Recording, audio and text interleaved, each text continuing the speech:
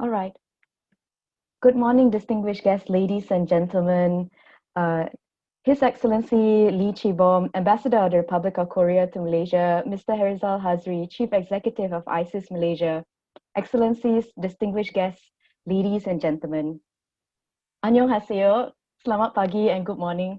Welcome to the 60 years and beyond, preparing Malaysia-Republic of Korea relations for a new era. A Malaysia Scholars on Korea, better known as MASK, event organized by ISIS Malaysia with the support of the Republic of Korea Embassy in Malaysia. To begin today's proceedings, may I please have the honor of inviting Mr. Herizal Hazri, Chief Executive of ISIS Malaysia, to deliver the welcoming remarks. Farlina, good morning. Selamat pagi, everyone. Excellencies, distinguished guests, ladies and gentlemen. I'm pleased to welcome you to the Malaysia Scholars on Korea network event on 60 years and beyond, preparing Malaysia's Republic of Korea relations for a new era. As some of you might be aware, this is the fourth event held by the MAS network since its establishment 3 years ago, pursuant to the signing of the Memorandum of Understanding between ISIS Malaysia and the Embassy of the Republic of Korea in Malaysia in 2016.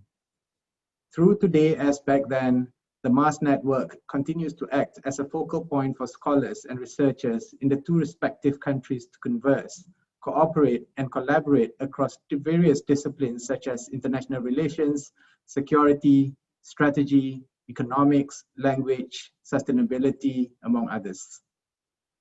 Through the years, MAS network events have explored the intricacies of a Malaysia-Republic of Korea comprehensive strategic partnership, the outcomes of President Moon Jae-in's visit to Malaysia, and possibilities for ASEAN to further its engagement in the Korean Peninsula peace process.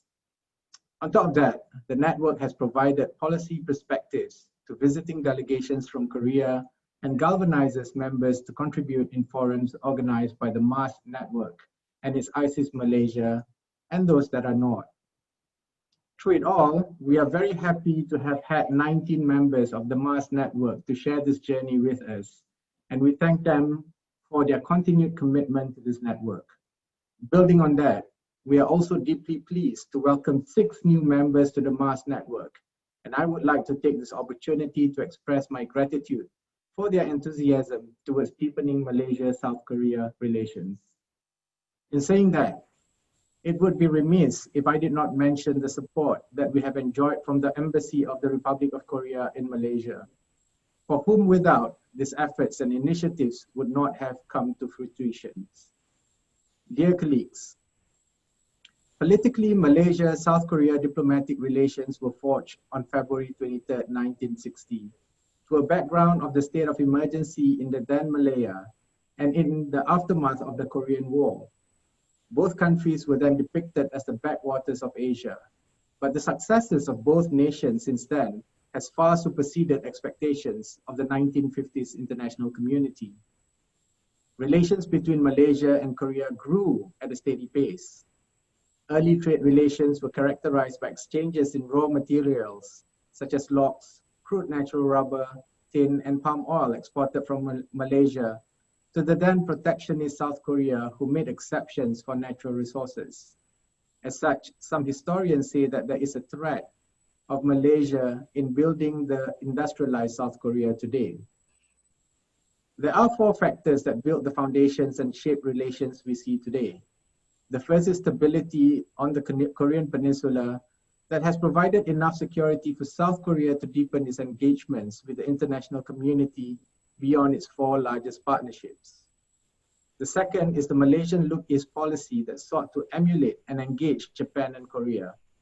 The third, the Korean Wave, that strengthened people-to-people connections between South Korea and different parts of the world, inclusive of Malaysia. And the fourth would be the persistent and earnest engagement under the new Southern policy that has oriented South Korea's views towards Southeast Asia and has benefited not only Malaysia, but other Southeast Asian neighbors such as Vietnam and Indonesia. In addition to the deepening of trade, throughout the 6 decades of relations, the Malaysia-South Korea partnership have materialized in physical structures that are synonymous with Malaysia and Malaysians, such as the Petronas Twin Towers. In East Malaysia, South Korea's Borneo connection, which began with a few South Korean companies in Miri, Sarawak, has grown to efforts of building the smart city of Kota Kinabalu, Sabah. Projected plans of the smart city aims to meet the developmental needs of the capital city of Sabah. Dear colleagues, it is clear that the past 6 decades has established a deep foundation for Malaysia-South Korea relations. And the question before all of us today is, how do we prepare this relationship for the future? Indeed, we have always been doing this. We have always been preparing ourselves for the next phase of Malaysia-Korea cooperation. Areas that we have explored and will continue to expand are the building of Malaysia's strong foundation in halal food products and services, halal tourism, education, and finance, and South Korea's potential in electronics and information and communication technology. These are also in existence with present untapped potentials, such as the ties of South Koreans who have completed their primary or secondary education in Malaysia, who can serve as beacons of connectivity in the future. At the end of last year, there were conversations of a strategic partnership that would evaluate and elevate ties. This would be a hallmark and timely for both South Korea and Malaysia to navigate future challenges. Besides that, while I'm sure that esteemed panelists that we have invited will have more than a few thoughts on the matter, I want to take this opportunity to highlight one specific area that I believe will not only benefit South Korea and Malaysia, but the international community as well. This is for Korea to assist Malaysia in developing our capacity and depth as a responsible partner for international development. I say this today with admiration for what South Korea has managed to achieve in the short span of 6 decades. As some of you will know, Official Development Assistance, or the ODA, was the only source of capital for South Korea following the devastation of the Korean War in the early 1950s. 5 decades later, South Korea ended its dependence on the World Bank's assistance and was excluded from the OECD list of ODA recipients in the year 2000. In 2010, 3 years shy from 6 decades after the end of the Korean War, South Korea became the 24th member of the OECD's Development Assistance Committee. Naturally, this inspires us here in Malaysia. Malaysia's aspiration goes far beyond achieving the status of a high-income nation. We believe Malaysia's real challenge is not when or how long would it take for us to achieve the high-income status. Instead, it is who we are when we arrive there. If there is one thing that the COVID-19 pandemic have taught us, it is that countries must be responsible to collectively achieve sustainable development goals to ensure that our future, the future of our children, is protected. This should rise above all other priorities. For Malaysia to be more active as an international development partner holds a dear place to me, and I hope that this inspires imagination from some of you too. Towards building relations to not last for the next 60 years, but also further development stories of both nations hinges on the need for pragmatic and consistent relations. These are the areas that will be explored in the 2 sessions held today. And I invite panelists, participants, and observers to engage and discuss these issues for us to forge another 60 years of success together. On that note, thank you very much. Thank you, Mr. Hazri. May I now have the pleasure of inviting His Excellency Lee Chi-bom, Ambassador of the Republic of Korea to Malaysia, to deliver the opening remarks. Yang berbahagia Mr. Harizal Hazri, dear Mask Network members, distinguished participants, good morning, selamat pagi, dan selamat datang. 안녕하십니까? I would like to first express my sincere gratitude to Chief Executive Yang berbahagia Mr. Harizal Hazri and the Institute of Strategic and International Studies, Malaysia, for organizing today's event. I would like to also thank and extend a warm welcome to the members of the MASK network and all of you joining us online, including the speakers from Malaysia and Korea. Please allow me to take this opportunity to express my sincere gratitude to ISIS for the launching of the book on our government's New Southern Policy in September this year, and also for publishing a special edition of ISIS Focus on the way forward for the New Southern Policy in November. Although we are already in December, as you all know, this year marks the 60th anniversary of the official diplomatic relations between Malaysia and the Republic of Korea. It is deeply regrettable that many events to commemorate the anniversary could not be held as planned due to the COVID-19. In the midst of this ongoing situation, I am very pleased to hold today's MASK Network event with so many participants, albeit in online webinar format. Distinguished participants, MASK, or Malaysia Scholars on Korea Network, was first launched in December 3 years ago, right after President Moon Jae-in opened the New Southern Policy in November 2017. Since the launch, MASK Network events were held every year, which makes this the fourth such event. The launch of the MASK Network was perfectly timed, especially in view of the development in ASEAN-ROK and Korea-Malaysia bilateral relations in the last 3 years since the implementation of the New Southern Policy. ASEAN has become the #1 overseas travel destination for Koreans, with more than 10 million visiting the region in 2019. ASEAN is also ROK's second largest trading partner, next only to China, and the largest contractor for Korean construction companies overseas. Likewise, people-to-people exchanges between Korea and Malaysia have grown to over 1 million visitors in 2019.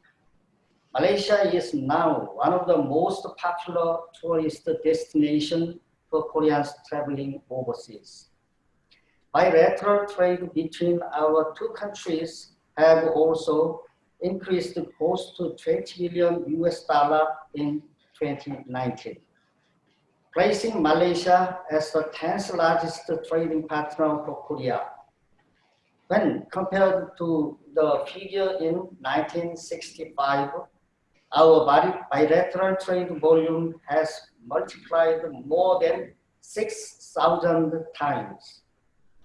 During the same period, Korea-Malaysia bilateral relationship has continued to deepen through high-level visits and summit meetings. President Moon paid a state visit to Malaysia and hosted the ASEAN-ROK commemorative summit in 2019. President Moon and Prime Minister Tan Sri Muhyiddin Yassin attended the ASEAN Plus 3 Special Summit earlier this year in April. At the same time, efforts were made to enhance and upgrade the New Southern Policy, which culminated in the President Moon Jae-in's unveiling of the New Southern Policy Plus strategy at the ASEAN-ROK Summit in November this year.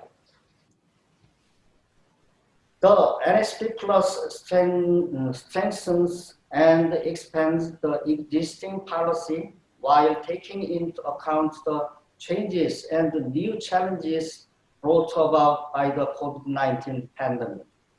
ASEAN leaders all welcomed and expressed support for the NSP Plus strategy. In particular, Prime Minister Moon Jae-in expressed his hopes that the mutual beneficial cooperation will further expand through the NSP Plus. Dear mosque members and distinguished participants, even when faced with unprecedented challenges posed by the spread of COVID-19 this year, ASEAN-ROK partnership has become rather strengthened. Indeed, our joint effort to overcome the pandemic deserves special attention. Korea is the first ASEAN dialogue partner to make a substantial contribution to the COVID-19 ASEAN Response Fund. Furthermore, Korea launches various cooperation projects amounting to a total of $34 million in this year alone. They include projects in areas such as human capital development and disaster management. Earlier this year in April, at the ASEAN Plus 3 Special Summit on COVID-19, President Moon Jae-in pledged to provide medical assistance to the ASEAN countries. The Korean government has launched a project titled Enhancing the Detection Capacity for COVID-19 in ASEAN countries. The project provides each of the 10 ASEAN countries with medical supplies and equipment worth a total of $500,000 from the ASEAN-ROK Cooperation Fund. First among the ASEAN countries, we delivered 23,000 COVID-19 tests and swab kits each to Malaysia's Ministry of Health last month. More deliveries of PCR and PPE will soon be on their way. Prime Minister Moon Jae-in pointed out at the ASEAN-ROK Summit that Malaysia itself has benefited from Korea's assistance in increasing its COVID-19 testing capacity. As such, Malaysia and Korea are working together even in coping with COVID-19 and expanding the horizon of cooperation in new areas. Against this background, the new Southern Policy Plus strategy highlights the renewed promise and commitment by Korea to continue and further development the cooperation with the ASEAN region. The strategy incorporates the changed environment and new demands, both at home and abroad. Most notable are the trade conflict between major countries and the increased importance of health and medical cooperation due to COVID-19 pandemic. The NSP Plus maintains the vision of a people-centered community of peace and prosperity. The strategy is anchored in 4 principles, which are people-centered, inclusive and shared growth, connectivity, and trust building. The NSP Plus lays out fresh, feasible initiatives centered on the 7 key areas of cooperation or initiatives that will embody detailed and specific plans for actual implementation. First and foremost, the NSP Plus puts forward comprehensive public health cooperation as the top priority in the post-COVID-19 era. It also plans to provide various programs to support education and human resources development. It thereby aims to assist the countries in the region in building the foundation for national development in the long term. the initiative for boosting two-way cultural exchanges to enhance mutual understanding will promote people-to-people exchange. The NSP Plus ultimately aims to nurture comprehensive shared growth with countries in the region by establishing reciprocal and sustainable basis for trade and investment. In addition,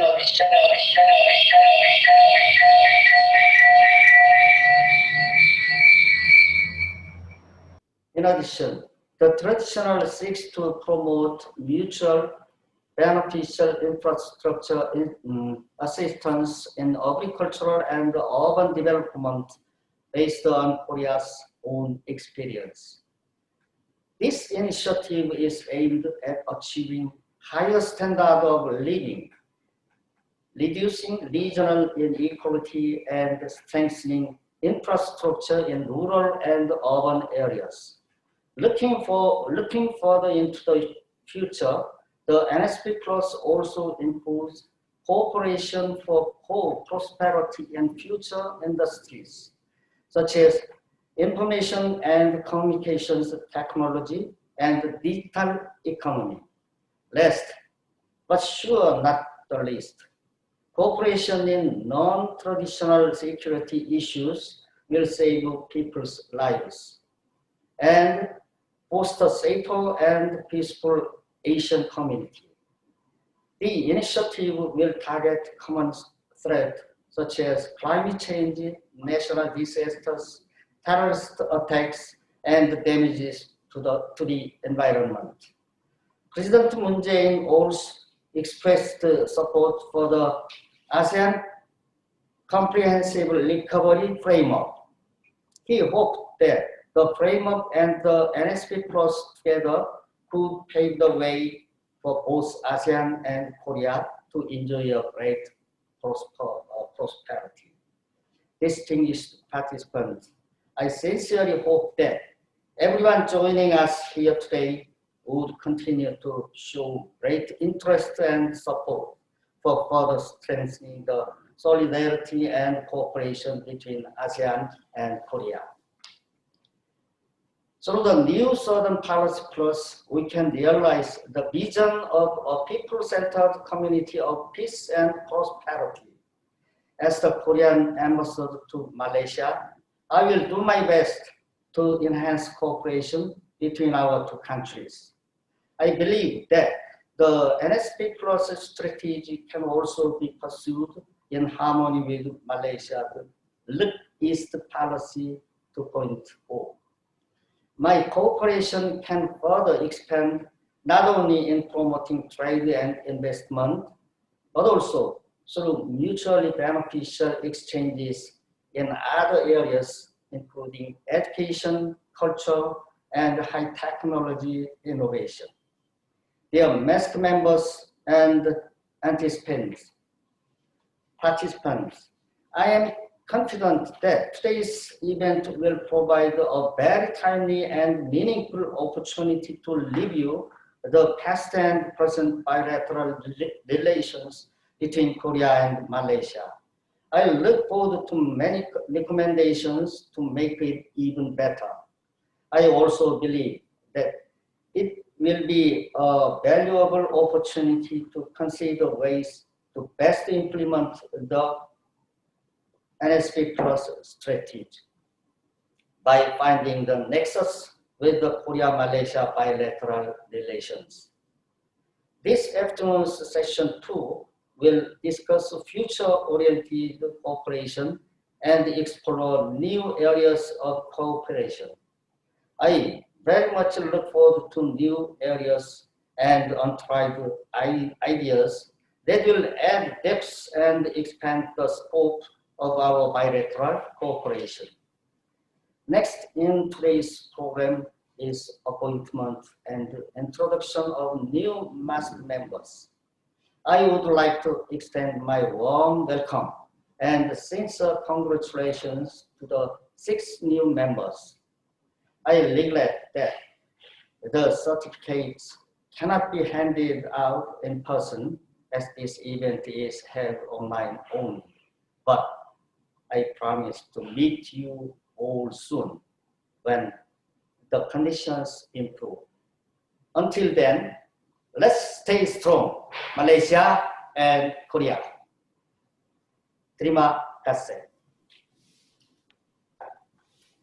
Thank you very much, Your Excellency. Distinguished guests, ladies and gentlemen, the year 2020 marks the 60th year of relations between Malaysia and the Republic of Korea, known as Wangap. The 60th year marks the completion of the full 60-year calendar or the sexagenary cycle. To commemorate this significant milestone, we wish to celebrate with a short video prepared by the Republic of Korea Ministry of Foreign Affairs.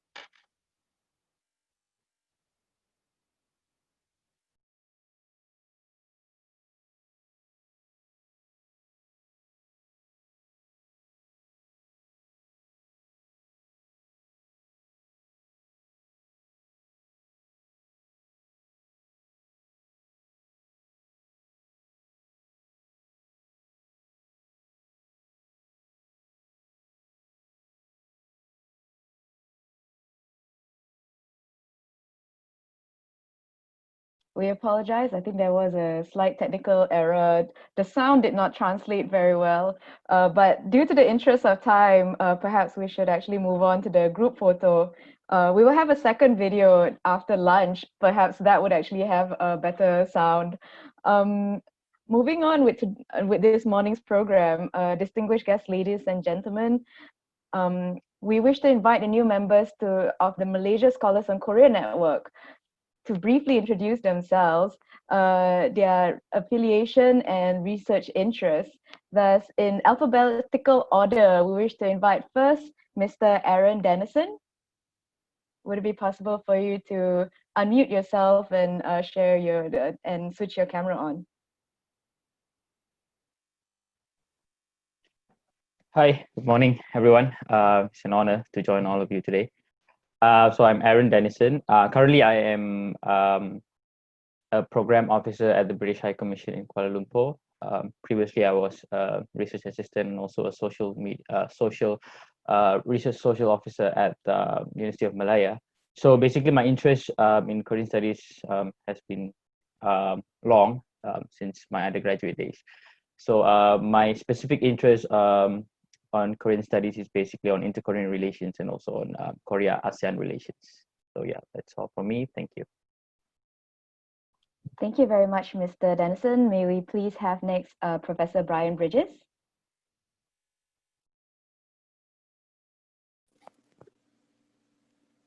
Okay, can you see me? No. Yeah, okay.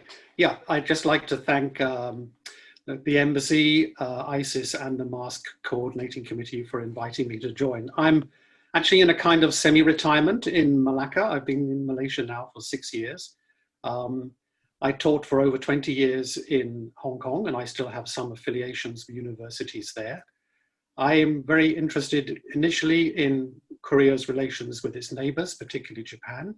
But in recent years, I've been working on the connection between sport and politics, particularly how this has affected both inter-Korean relations and relations between Korea and other countries. Thank you. Thank you very much, Professor Bridges. Next, would it be possible for me to have Dr. Helena Vaki? Thank you so much, Ms. Farlina, and thank you as well to the organizing committee and the embassy for inviting me to be part of this network. I'm very happy to be part of it. I'm at the Department of International and Strategic Studies in the University of Malaya. And my main research interest is environmental politics. I mainly look at transboundary haze in Southeast Asia. In terms of my interest with Korea, I'm very interested in doing some, and I have been doing a bit of comparative works on the problems of air pollution in Southeast Asian region as well as the East Asian region. So I'm very interested in trying to pursue more Korean angles for this. So this is how I hope that this connection for me can benefit for me. Thank you so much. Thank you very much, Dr. Baki. Next, shall we have Professor Kim Kyun Hyun.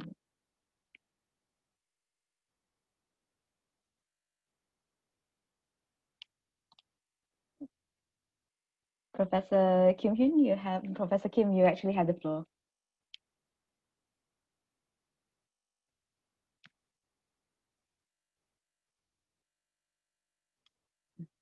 Perhaps there might be a technical error there. Would it be all right for me to get Professor Ryu Seung-wan to introduce herself, please? You are on mute. I'm so sorry, Professor. Thank you, and it's my great pleasure to be a new member. And just now, the Professor Kim told me that she has a connection problem with the Zoom. She usually uses Google, so maybe she'll be connect later.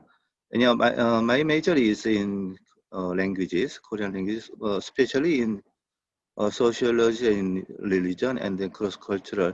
But at the moment, I joined the National University of Malaysia in 1993. At the moment, I host a post of director of King Sejong Institute in Malaysia. Hopefully, I can contribute in this membership in future. Thank you. Thank you very much, Professor Ryu, for actually letting us know about Professor Kim's status. Thus, shall we actually close the new members' introduction with Dr. Zulkifli? Hi, can you all hear me? Okay. Assalamualaikum, salam sejahtera, selamat pagi, annyeonghaseyo.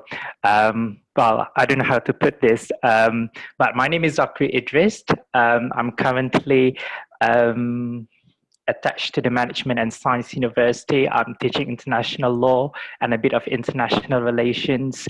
Part of my interest to join the network and to support the scholarship activities because my interest has always been in international relations. Previously, I had my doctoral degree from the Korea University Graduate School of International Studies. So that's about 5 years of my time in Korea. So yeah, it really feels so good to bring me back to the community that I really had a pleasure before. So that's that. I probably will talk more during the sessions later. And if you allow me just to introduce myself in Korean too, Farlina. 여러분들께 먼저 인사드리겠습니다. 저는 조크리라고 합니다. 앞으로에도 즐거운 시간 같이 보내고 잘 부탁드립니다. A bit nervous. All right, I see that we've got Professor Kim back. Would it be possible for me to just give you 1 minute or 2 minutes just to introduce yourself? Okay, thank you very much. Just now I had some technical problem. Okay, first of all, I would like to thank you to Korean Embassy and then ISIS and then MASK to invite me as a new member. I'm very pleased and then very excited to have some research collaboration with all researchers from Malaysia and South Korea. Okay, briefly, I just introduce my research interest. My area is social anthropology, and then currently I'm doing a lot of research on cross-cultural and the intercultural studies. So I have done many researches about, especially from the social and then cultural perspective. For example, recently I have done a comparative study between Felda, Malaysia, and Semaurundong in South Korea. But this one is not economic development, but we want to see what is the cultural impact on the social development and then economic development. And then another, the major research is the K-pop, Korean wave impact on Islamic Southeast Asian countries, because Malaysian society and the Indonesian society, they are quite worried about the detrimental effect of Korean wave on their young people. So this research is mainly funded by the Malaysian government and the Korean government. And then we also have the several research about Lugis policy 2.0. So what is the potential? What is the potential of Lugis policy 2.0, especially in terms of human capital development? So it means when Malaysian government launched the Lugis policy, and then it's been already 38 years. So what Malaysian people have emulated, learned from Korean culture, working culture especially. And then besides that, I'm also doing some research, comparative research on working culture, corporate culture between Malaysian worker and then Korean people who are well known for the hard work. Okay, I think I have to finish here. By the way, I'm working at the University of Malaya, and then I'm working as a head of a Malaysia-Korea Research Center. Okay, thank you very much. Thank you very much, Professor Kim, and thank you very much, Dr. Zokri, earlier. So that concludes the introduction of new MAS network members. Moving on with this morning's program, we'll be taking a group photo. We ask for our distinguished role players and network members to switch your cameras on, and if possible, to adopt the official virtual background for the photo session. But I do understand that there can be technical difficulties, so it's all right for us to actually have varied backgrounds. Thus, if it's okay, just switch your cameras on, and we will actually take a quick screen cap of our participants. Yes.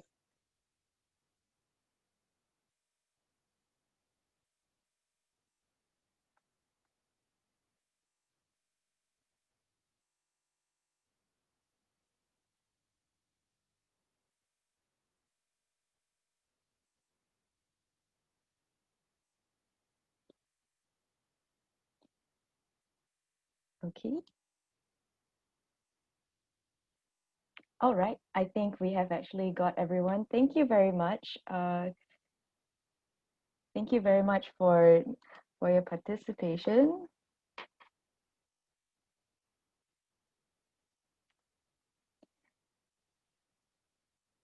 Thank you, MAS network members and distinguished role players.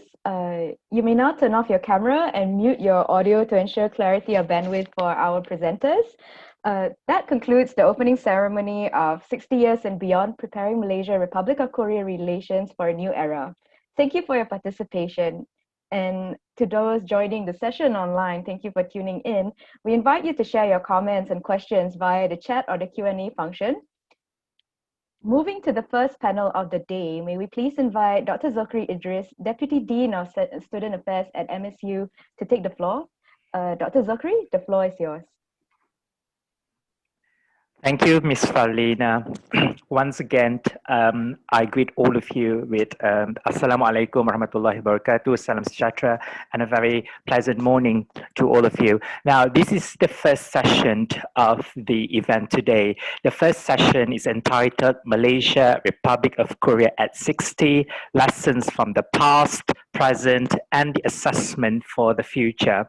Now, much has been said on the glorious achievements between these two countries for the past 60 years. We celebrated all of the cooperations and all of the collaborations between Kuala Lumpur and Seoul. But with the current change of the world scenario today, there are lots of disruptions that happen. A legit question arises to all of us, the policymakers or researchers between South Korea and Malaysia relations. What is it that is installed for us in the future? How do we foster this harmonious and good relationship for 60 years to the next 60 years, as eloquently stated by the CEO and Hazri just now? So this session this morning is aimed to brainstorm and to highlight what could be the potential collaboration and the strategic directions for both Malaysia and South Korea in the years to come. Obviously, we will also take into considerations the challenges that we had in the past, the issues that we had in the past, and how do we channel these two challenges and issues for a greater cooperation between these two countries in the years to come. Ladies and gentlemen, members of this intellectual floor, I would have the honor to introduce to all of you the speakers for these sessions today. Now, joining with us first is Professor Huang In-won. Professor Huang is currently a professor at the Department of Political Science at Gyeongsang National University, Republic of Korea. Welcome to the forum, Professor. 안녕하세요, 교수님. Next, we have Dr. Lee Jae-hyun. Dr. Lee is a senior fellow at the Center of ASEAN and Oceania Studies at the ASEAN Institute for Policy Studies of Republic of Korea. Welcome once again, Dr. Lee. And also joining with us today, we have Dr. Hu Chiu-ping. Dr. Hu is a senior lecturer in the Strategic Studies and International Relations program. She's attached to the School of History, Politics and Strategic Studies of National University of Malaysia. And Dr. Hu is also a member, a very senior member of the Malaysia Scholars and Korea Mass Network in Malaysia. Thank you for joining us, Dr. Hu. And assisting me, we have the co-moderator, which is also the MC this morning, Ms. Paulina Said. Ms. Paulina is an analyst at the Foreign Policy and Security Studies at ISIS and also a member of the MAS network. So, ladies and gentlemen, before we start with the presentation, allow me just to run through on the agenda of the discussion today. We will be listening to about 8 to 10 minutes presentation of all of these three speakers. Probably assigned will be ranked and communicated at the 8th minute to indicate that you have probably 2 minutes left. And then when all speakers have probably deliberated their own ideas and presentations, obviously we will open to the floor for any responses, feedback or Q&A, etc. and etc. So without further ado, ladies and gentlemen, it is my pleasure to invite Professor Huang In-won, the professor at the Department of Political Science, Gyeongsang National University, to begin with his presentation. Professor, the floor is yours. Good morning. Thank you for the Malaysian Scholars on Korea networks for giving me a chance to be a speaker, especially the first speakers. I'm glad to see very familiar faces and names here. So we are facing very terrible situations, but you know that what a wonderful world we can meet on Zoom. Frankly speaking, it was not that simple for me to choose a topic with the relations between Korea and Malaysia. For last 30 years, my main academic interest was about Malaysian domestic politics. So come to think of it, I myself am not quite familiar with these topics. The topics I choose is about reflections on the 60 years of Malaysia-Korea relations, from low-key relations to good partner for East Asian regionalism. As you can see, my presentation will be quite general, and I think it's boring, but I believe my presentation can be a brainstorming talks for opening today's meaningful seminar.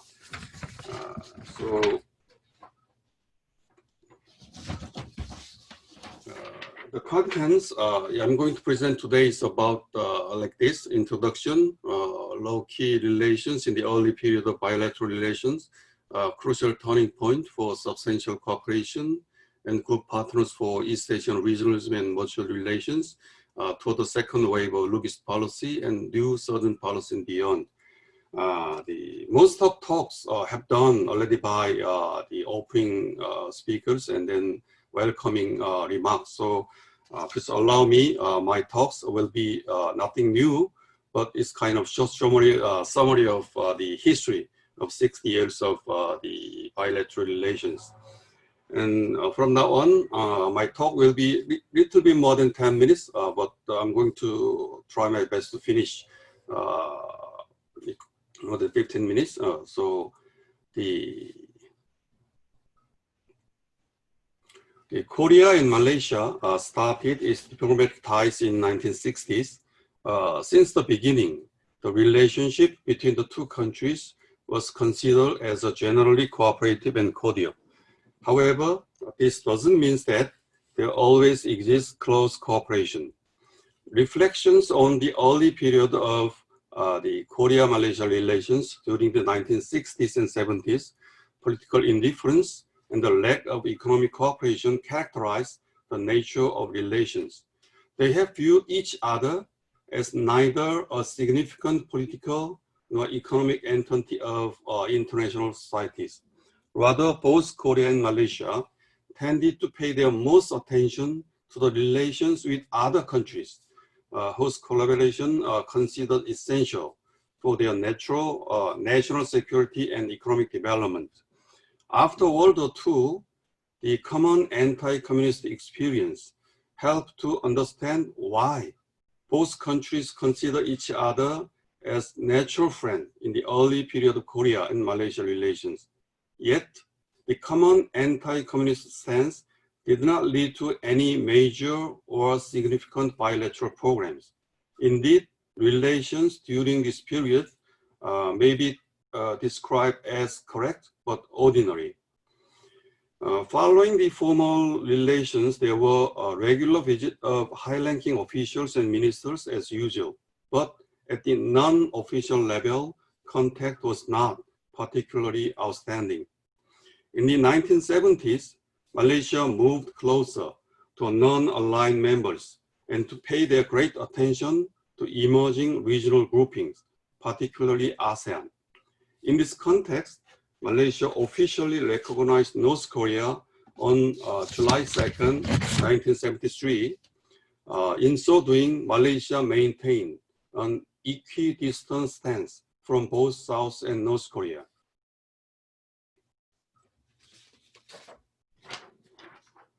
Okay. During this period, trade and cultural exchange with each other were very also limited. The main reason was that both countries, being small nations, saw their interests tied to major Western powers. In short, Korea and Malaysia pursued cordial ties with each other, but beyond that, had little reason to evolve special relations in the early period of diplomatic ties.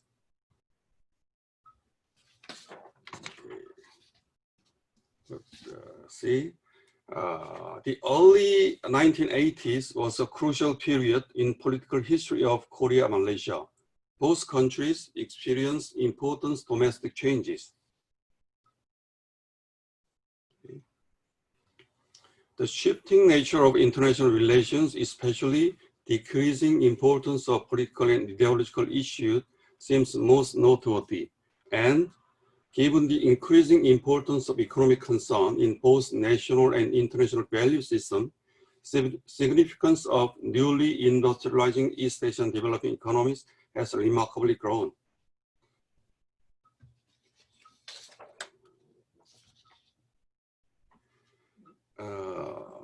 In the meantime, the opening of 1980s coincided with the inauguration of new leadership in Korea and Malaysia. Although the background and general process of leadership change was sharply different between two countries, they shared certain similarities in their political leadership pattern, such as powerful authoritarian style, strong charismatic will to lead the nation for economic development and national well-being. In 1982, Malaysia adopted Look East policy. This policy represented an important shift in Malaysia's overseas trade and economic links. Mahathir decided that Malaysia should shift emphasis from its traditional reliance on the West. As a new prime minister, he was impressed by economic development in East Asia, especially Korea and Japan. He was keen to have these two countries served as a model for Malaysia, and that close trade and investment ties should benefit Malaysia. Some claims that it was Japan that first inspired Malaysia's Look East policy. However, the inclusion of Korea would offer a wider and more acceptable appearance to Look East policy.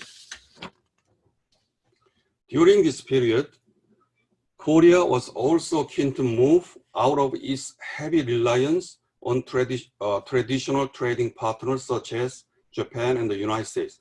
In May 1980, a retired General Jeon Do-han took over the power at a time of great uncertainty in domestic politics. Then, it was interesting that after making his first overseas trip to the United States, just 3 months after his inauguration, President Jeon made a 2-week visit to the ASEAN countries. This was the most extensive state visit to Southeast Asia by any Korean leaders. This means that Korea recognized the strategic diplomatic role exercised by ASEAN from which Korea could benefit. After that, Korean-Malaysian cooperation was formalized in a number of bilateral agreements.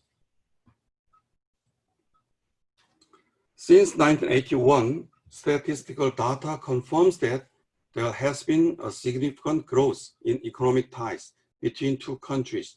By 1990s, Korea had become the 4th largest market for Malaysia's export after Singapore, the United States, and Japan. Bilateral trade also shows a gradual increase in 1980s and 1990s. I'm not going to further details on these sections.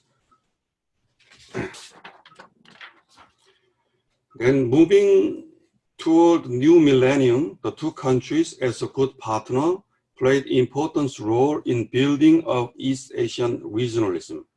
The 1997 economic crisis was the turning point of a new beginning of regional integration between Southeast Asia and 3 Northeast Asian countries, including Korea, Japan, and China. In the 1997 ASEAN Summit in Kuala Lumpur, held in the middle of regional economic crisis, Mahathir organized the first ever informal APT meetings to discuss measures for encountering economic crisis. Professor Huang, yes? you have 2 minutes left. Is it okay? 2 minutes left, Professor. 2 minutes left. Thank you, Professor. Okay, during the second, the APT meetings in Hanoi, you know that the Korea initiate the East Asian vision groups, and then this is a development of regional regionalism. Considering China-Japan rivalry, Korea can play a balancing role between them. Malaysia also as a leading figure initiating East Asian regionalism among ASEAN countries also has a regional potential for leading the regional cooperation in East Asia. It means that Korea and Malaysia are regarded as a middle power in Malaysia, and the leaders of the countries greatly contribute to vitalizing the East Asian regionalism through APT architectures.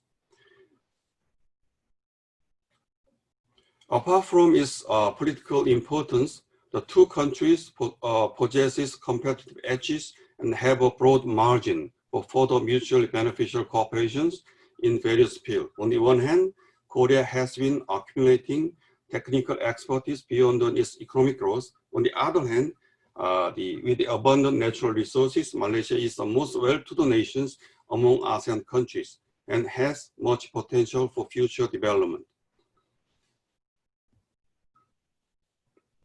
Okay, and skip all this.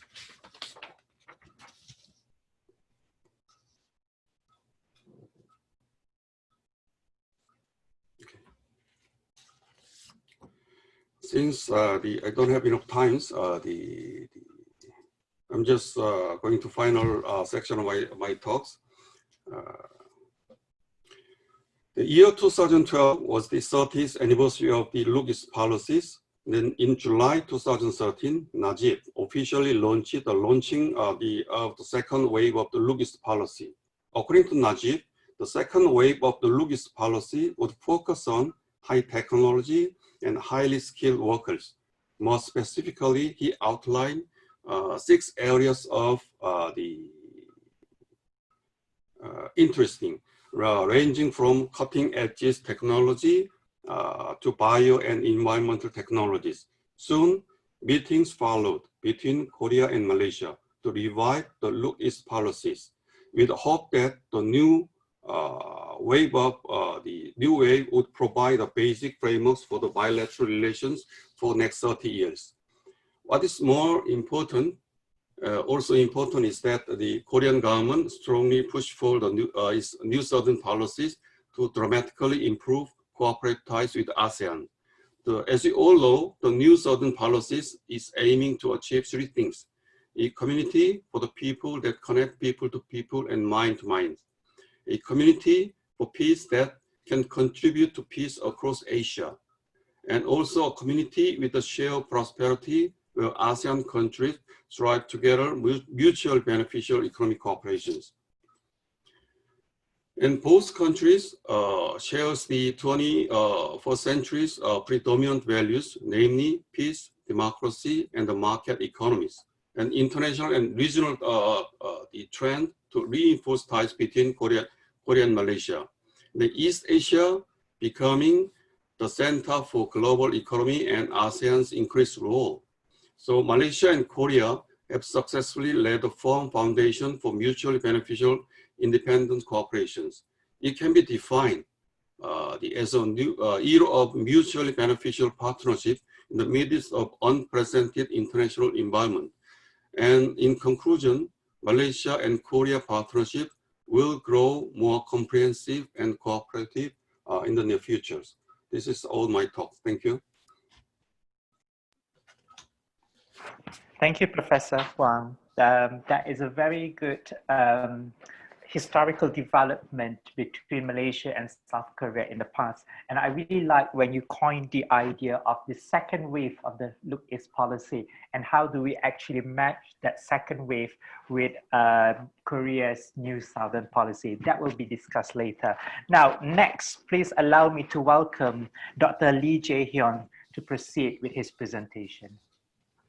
Thank you so much. This is Jae-hyun from the ASEAN Institute based in Seoul.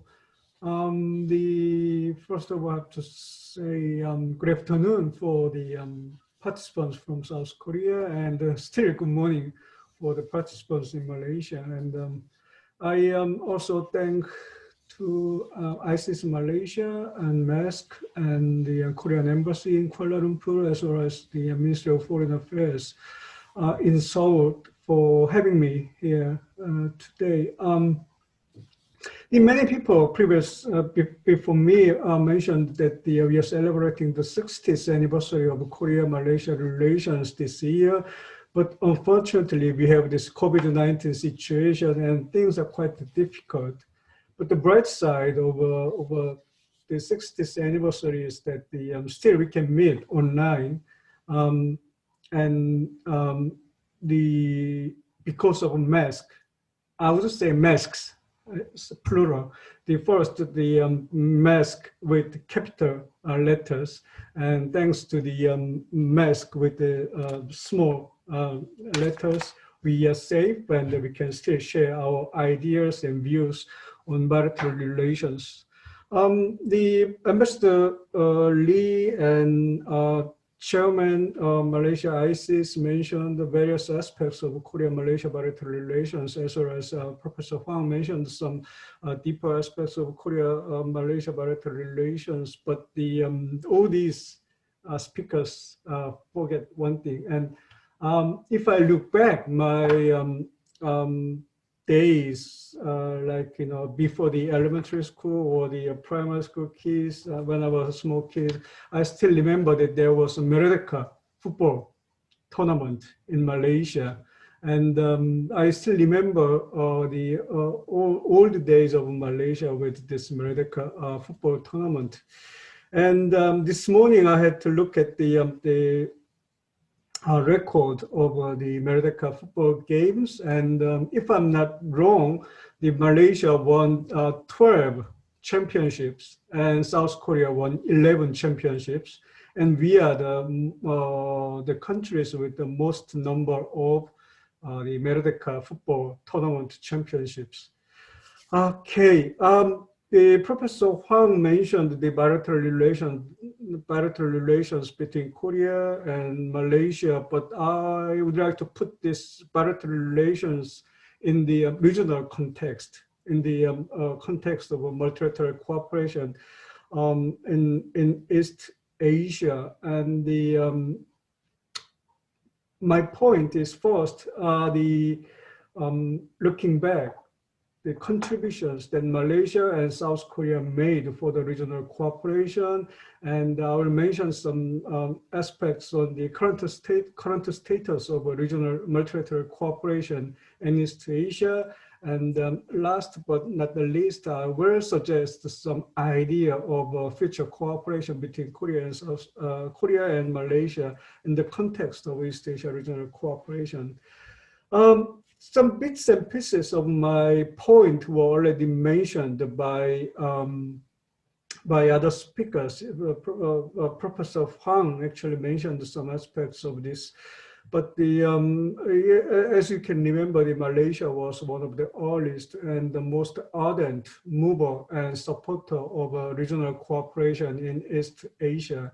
And if we look back, early 1990s, it was Dr. Mahathir who first proposed the East Asia economic group, which was, I believe, the first kind of a proposal in the post-Cold War era. At that time, we had this European economic bloc was rising, and in North America, we had NAFTA, and probably Dr. Mahathir wanted to have some kind of equivalent multilateral economic cooperation in East Asia.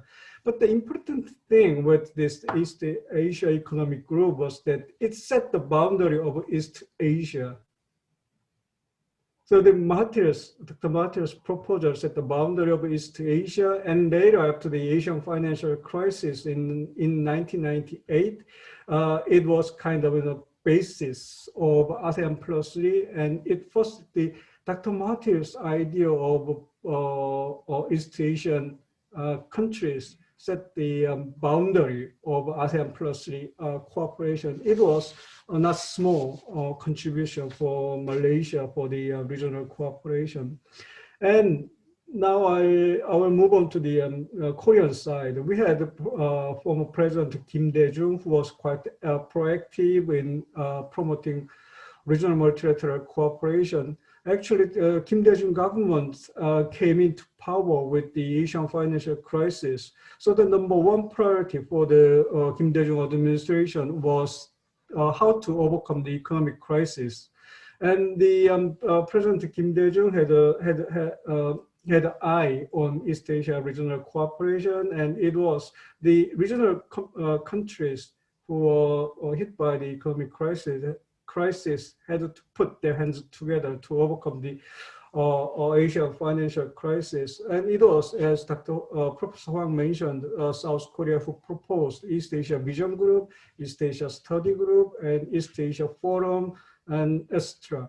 And these institutions were quite instrumental in consolidating the early development of East Asia regional cooperation. But if we look at the current status of regional cooperation in East, multilateral cooperation in East Asia, the overall the situation is that the multilateral cooperation is weaker than before, and we don't have the regional countries don't have a strong incentive to invest more in multilateral cooperation. That's the current situation. Then why we have this kind of situation? First of all, the regional countries lost the sense of urgency, the memories of economic crisis. All the countries got back to the economic growth again in a couple of years, and they lost the sense of urgency. And second, we don't have this kind of regional leadership. like Dr. Mahathir or Kim Dae-jung, most of the regional leaders, the national leaders are mired into their own domestic issues. So we don't have this kind of tall regional leaders anymore. And the third, this is most important, superpowers. China and the United States, they hijacked regional multilateral cooperation and turned this venue into a venue for their own strategic competition. The question is, do we have the luxury to let just this regional multilateral cooperation go? And this strategic situation of superpower competition? Basically, the multilateral cooperation is the weapons of the weak. So the small and medium countries can control the behavior of superpowers. These small and medium countries can put pressure on the superpowers not to destabilize regional situation. And for the regional small and medium countries like Malaysia, Korea, and whole ASEAN, we have our interest in strengthening regional multilateral cooperation. It is the way for the regional small and medium countries to safeguard our own strategic interest. And of course, on top of that, with the multilateral cooperation, we can get really concrete functional, the consequence of functional cooperation. So this is the way for South Korea and Malaysia to deepen their bilateral relations. If we put our hands together to strengthen regional multilateral cooperation, it is the way to deepen our bilateral relations, as well as it is the way for South Korea and Malaysia make more meaningful contribution for the whole region. Okay, to reduce the pressure, time pressure on the moderator, I will just stop here. Thank you so much. Thank you, Dr. Lee, for the presentation. I was about to actually ping you stating that 8 minutes have arrived, but you have prompted much earlier. And it's very much interesting that you trace back the memories of the Merdeka football tournament, which I wasn't born yet, but it's good to walk down the memory lane. And particularly Dr. Lee mentioned a really good connotations. What if the big superpowers hijack the multilateral cooperation that we have established for so long? What do we do? How do we respond if ASEAN +3 or ASEAN and Korea has been hijacked or interjected? What could be the strategy to overcome this? That will be asked later. Now, ladies and gentlemen, Dr. Lee probably will be called for an urgent meeting later on. We do not know. Yes, Doctor. Can I just mention, make apology that I'm really sorry, but in my institute, we host Stephen Beagle today for public lecture, and there's a director for external relations. I have to arrange that meeting and lecture. So I probably cannot remain until the end of this session. I'm really sorry for that. No problem, Doctor. But if there's any imminent question for Dr. Lee, you probably want to share in the chat room. So probably while Dr. Lee is here, probably he can attend to that questions. Right, moving on. Please welcome on the stage or in our virtual stage, Dr. Hu Chiu Ping from the National University of Malaysia. If you may please, Doctor. Thank you so much, Dr. Zokri. And I want to thank the ISEAS Malaysia team and also ROK Embassy in Malaysia for making this happen. So it is very meaningful to commemorate our 60th diplomatic anniversary via this webinar to explore the potentials for 60 years forward. And I really thank Ambassador Lee Chi-bom and also ISEAS Malaysia Chair, Mr. Harizal, for giving us a lot of food of thought at the beginning of this webinar. Without further ado, allow me to also provide some of what I'm thinking. So many thanks to Professor Hwang In-won for giving us a very comprehensive historical overview of our bilateral relations, and of course, Dr. Lee Jae-hyun. So both of them are a long-term friend of Malaysia. So I'm very glad to have them on this panel. So I think since I can skip the historical overview of the relations, allow us to look at what we have achieved now and how we can bring this forward. So what we have achieved in this 60 years, the strategic partnership, if we compare to the other ASEAN countries such as Indonesia and Vietnam and even Singapore, there is still a lot to be explored between South Korea and Malaysia. So from this point onward, we need to seriously think about how we can expand our cooperation forward and to some area that we haven't ventured before but have a lot of potentials. So these are some of the core area of cooperation after reviewing the past 6 decades of cooperation and exchanges between Malaysia and South Korea. I think as Dr. Lee Jae-hyun has highlighted during his presentation, there is a very successful joint East Asian regionalism between Kim Dae-jung and also Mahathir Mohamad in the late 90s to early 2000s. And right now we are facing a kind of intensifying geopolitical competition between the superpowers in the world. So our geopolitical and geostrategic space in Northeast Asia and Southeast Asia begin to narrowing down. So there is a need for us to navigate this narrow strategic space together. So, and with that, I would like to highlight some of the niche area for bilateral relations to go forward.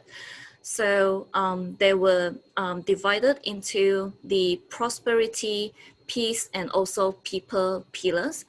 So I will start with the prosperity pillar.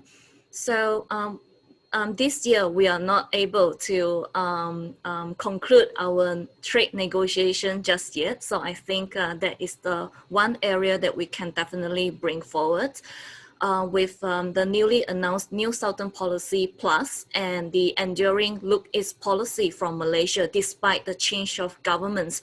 So there is a need to cultivate a working group level, a task force on Korea within Malaysian government to institutionalize our economic cooperation and partnership with South Korea.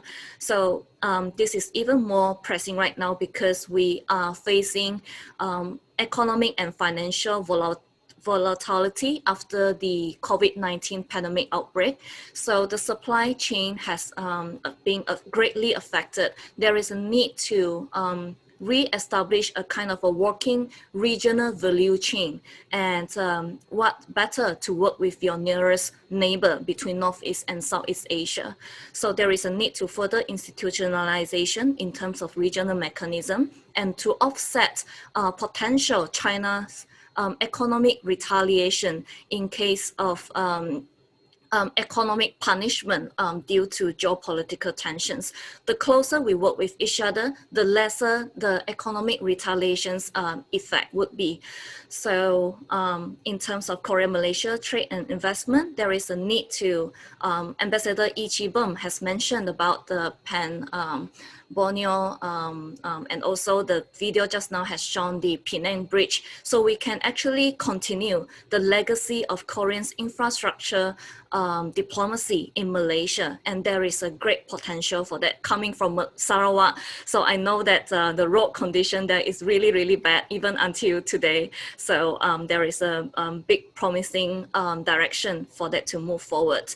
And of course, we just signed the RCEP, and we very much welcome if South Korea was to be part of the CPTPP.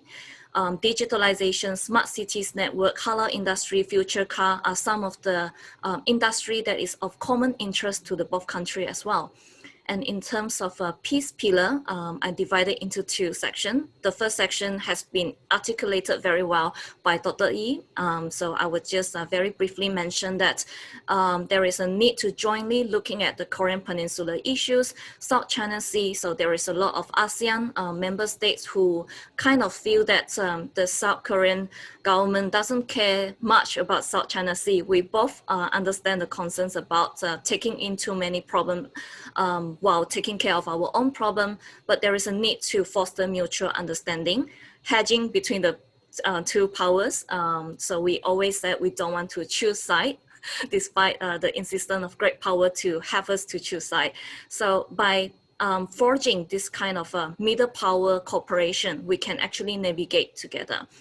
So to build a regional community that is resilient to face a future shock would be the immediate and also to long-term concern. So secondly, we should also look at other areas of cooperation such as maritime, cybersecurity, in terms of maritime confidence building measures. All of those listed here can be realized if we are to, if South Korea target Malaysia as a hub for regional maritime safety capacity building center. So KOICA can set up an office in Sabah. Sabah provide a very good facility and location to accept all of the maritime agencies from Southeast Asia to be concentrated on that point. And South Korea, with their very vibrant shipping industry and also maritime connectivity network, could actually extend and provide this kind of a capacity training and cultivating of expertise in this area. And that will foster better connectivity between Northeast and Southeast Asia maritime route. And at the time of COVID-19 now, maritime route is highly congested, so there is a lot of safety issues. And even under the border lockdown, trafficking and smuggling by sea has increased. So there is a need to pay more attention in this area. Social cultural wise, on the people pillar that Ambassador Lee has also emphasized, the post-COVID-19 pandemic recovery require us to build a resilient medical cooperation and to build a medical health infrastructure for East Asia.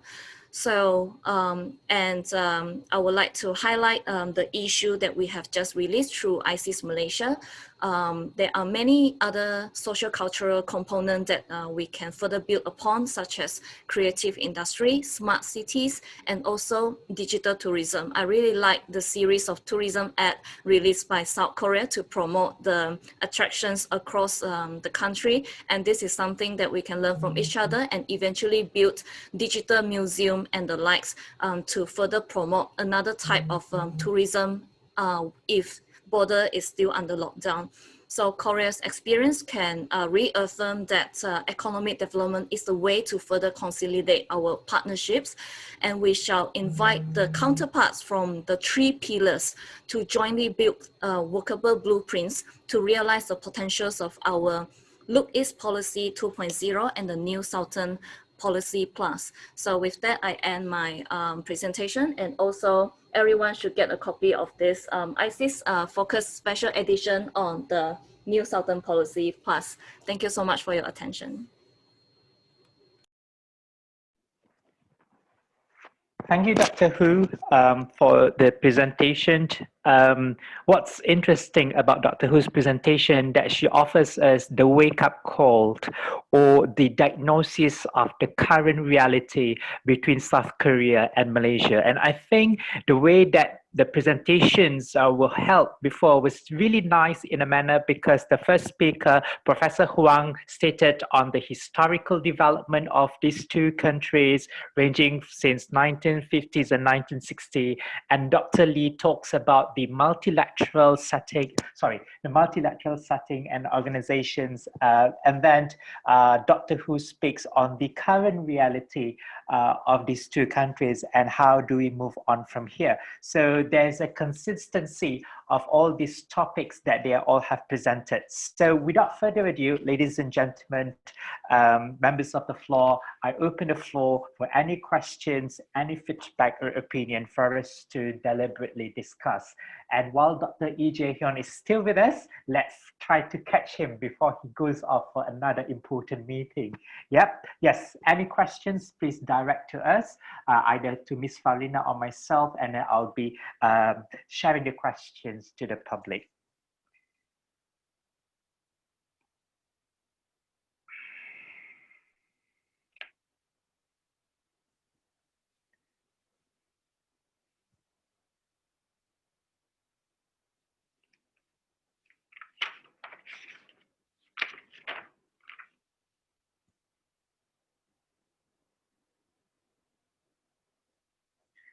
All right, are we receiving any questions? Or let me just start asking questions just to keep the time running so we are not wasting any time. And while Dr. E is here, again, Doctor, I'm very much intrigued with your explanations on with these two superpowers rivalry, how do we actually should respond to it. And it's also quite a very highlighting moment when you said that the multilateral corporations are for the not so strong powers or for the weak nation states. And again, how do you see the intensity of these interruptions by these great superpowers to the regional multilateral cooperation that we have established since a long time ago? Dr. Lee. Well, I cannot give you any numbers, of course, to measure the intensity of the superpower competition in this part of the world. But this is my just personal memory. If I look back, like early mid 2000, when I first got interested in regional cooperation, we all discussed about concrete result of cooperation, what kind of fruits we can get out of this multilateral cooperation, how to overcome the economic crisis we shared.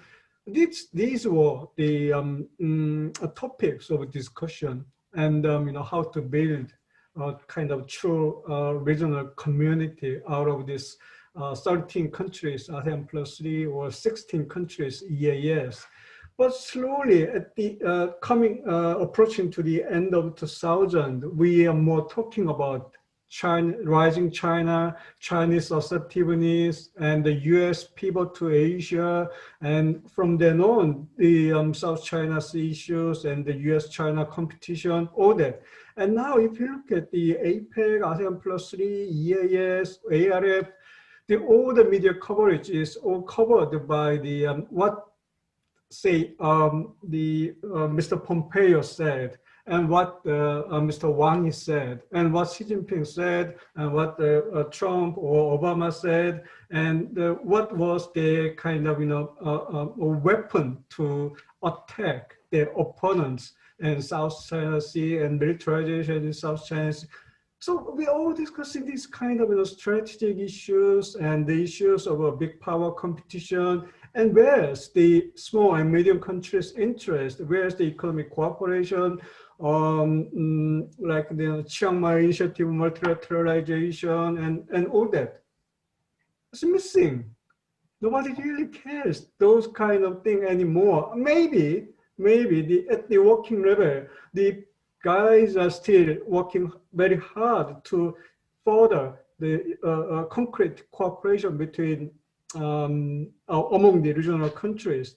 But at the top, it's all China and US. And which way to go, China or US? What's your decision between China and US? And there's pressure coming from China and US on each individual regional countries. That is the current situation of multilateral cooperation in this part of the world, which is really pity. Right, thank you, Dr. Lee. Thank you very much. So we have to trace back the narratives of this superpower in order to frame what's the possible reactions from us. Now, I've got a question from Mr. Aaron Dennison. There was a very minimal mention of the Korean wave by the panelists. Is there any reason for this, or is the Korean wave no longer a priority for future relations between Malaysia and Korea? And probably, if I may ask Professor Huang to probably try to address these questions, because Professor Huang looks into the internal politics of Malaysia and internal politics of both countries. Perhaps Professor Huang could say something on this question, sir? Yes, I think of course, the Korean wave, what we call Hallyu, is one of the most important aspects between the South Korea and Malaysia. You know, that in my presentation, I have something, but because of lack of timing, I didn't mention it. But you know, when we mention about bilateral relations, especially Look East policy or Look East policy 2.0, the most of emphasis on economic part. And then that, but I'm teaching at universities, and then I know what my students have an interest in Southeast Asia, especially in Malaysia. They don't care about economic part. They're most concerned about Malaysia is, the socio-cultural aspect, especially multicultural aspect, multilingual aspect, and then that also the more important is that English learnings from our side. That as you know that Korean society is rapidly changing to multicultural society as well. We have a lot of immigrant and foreign workers, and then for a long time that we Korea consider as that what we call the one nation, one people dominated. But so now it's changing the environment. That we all know that what is important to know about the multicultural aspect from our side, and then from maybe Malaysia side, I think I don't know about Malaysian students why they have interest in Korea, but just guessing that that for them rather than political and economic aspect, their concern, their interest in Korea is more focused on social cultural aspect. And then if we compare this, the Look East policy second 2.0 and New Southern policy, in my understanding, Look East policy 2.0 is more focused on economic aspect, but New Southern policy is more focused on people-to-people connections, and that the mind-mind connections, and also the most important is that the shared the interest on peace, and that the political aspect. So in that sense, I think the area of that potential between two countries is the social cultural aspect, especially Hallyu from Korean side, and then multiculturalism from Malaysia side. We have both that close interest. So this is a potential the development for the bilateral relations. This is my thoughts. All right, thank you, Professor. So we just have to jive between the NSP and the Look East policy.